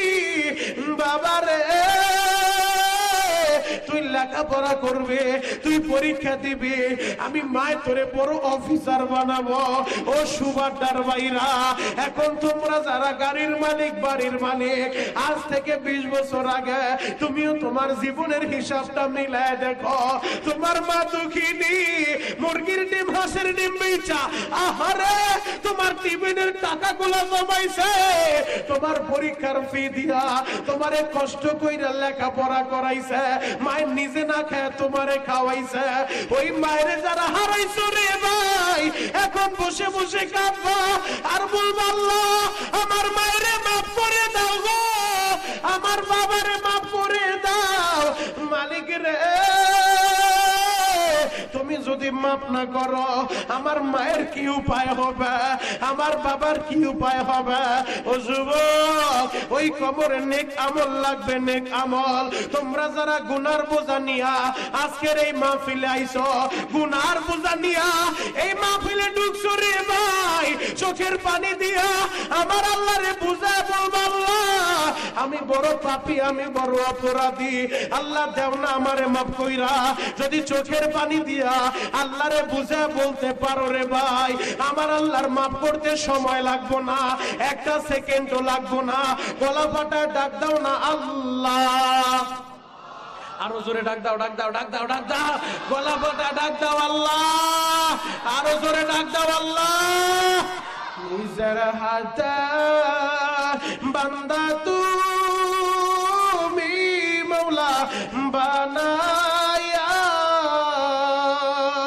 কেমনে দিবা জাহান্নামে ফালায়া, সকলের দরজা হইতে মৌলা ফিরিয়া তোমার দরজায় রইলাম আমরা পড়িয়া। ও দয়ার আল্লাহ আজকের এই মাহফিলকে কবুল করে নাও, আমার ভাইদের মা বাবারে মাফ করো, চিৎকার মেরে বলেন আমিন। জিয়াদি হুজুর এখনই চলে আসবে। হুজুর আসার আগে আমি তোমাদের পায়ে হাত রেখে বলে যাই, এক নজরে আমার দিকে তাকায় থাকো। আগামী সপ্তাহে তো শবে বরাত, শবে বরাতের আগে আজকে কি একটা অঙ্গীকার করা যায় না, জীবনে যতদিন বাঁচবো কোনোদিন আমরা শিরিক করব না, 2 নাম্বার হিংসা করব না। কারণ শবে বরাতে সবাইরে মাফ করলো, মুশরিকদেরকে আল্লাহ মাফ করব না, মুশাহিদ হিংসুকদেরকে মাফ করব না, মা বাবার অবাধ্য সন্তানদের মাফ করব না। তাহলে যাদের মা বাবা বাইচা আছে, মা বাবার কাছে আজকে বাড়িতে যায় মাপ নিব ইনশাআল্লাহ। হুজুর আসার আগে আমি তোমাদের পায়ে